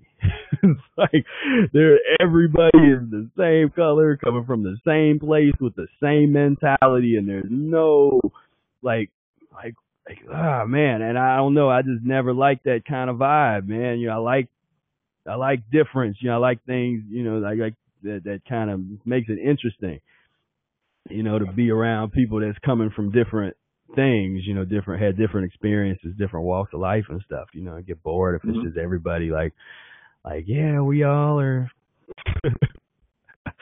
in the same place, doing the same thing at the same time. At the same time, thinking the same way, and so that's a thing that I wanted that I just really saw like that kind of, on one side you got, you got the Dr. CB and the Leah Africa. The other side you got, Woodstock Fruit Festival, and in the middle here we are, the real, diverse kind of, of these groups where there's, it's just a lot of diversity, and I know, and in each one of those two on the side, yeah, I mean you'll have a few, there's a few diverse elements, you'll have, there's 4 or 5 people that might be attending a lecture or be at the place that don't necessarily fit in whatever, whatever with everybody else along those lines, but it's it's just not the kind of pluralism that I look for, to really kind of promote that kind of that kind of diversity. Mm-hmm. Cool. And so yeah, I think we're gonna bring this to a close. Cool. It's been a good conversation. Yeah, it's been good conversation. And Tobin asked a question. Yeah, that's on the horizon to put together a Mucusless Diet Healing Center and Sanitarium. That's something me and Brother Ayers talked about that for years, and we're in the process of talking to some people that's got some land, a couple places, so we're looking at some things. So that's something that in the that at the same time is in one of the things we're not trying to rush it. We let the universe kind of do what it's going to do to let it happen, let it happen like it's supposed to. So cool. All right, brothers and sisters. Go ahead. I was just going to say, Tobin, we need to connect and get together. I know we talked about it, but we actually need to make it official soon. So I'll get a hold of you through Facebook, and we'll connect. And you guys live close together? I live down in Eugene. He lives up in Portland. They're probably a couple hours apart. Okay, cool. Totally. All right. Thank you, Professor Spira. Appreciate the meetup. Yeah, thank you guys for coming on and bearing with me at the beginning with a little technical issue, but I think we got it covered now, and there will be, we did record this, so there'll be this is long, it'll be long, but there'll be a recording of the conversation, and so yeah, it was a great discussion, and thank you guys again, and until next time, peace, love, and breath. Namaskar. Sorry, y'all.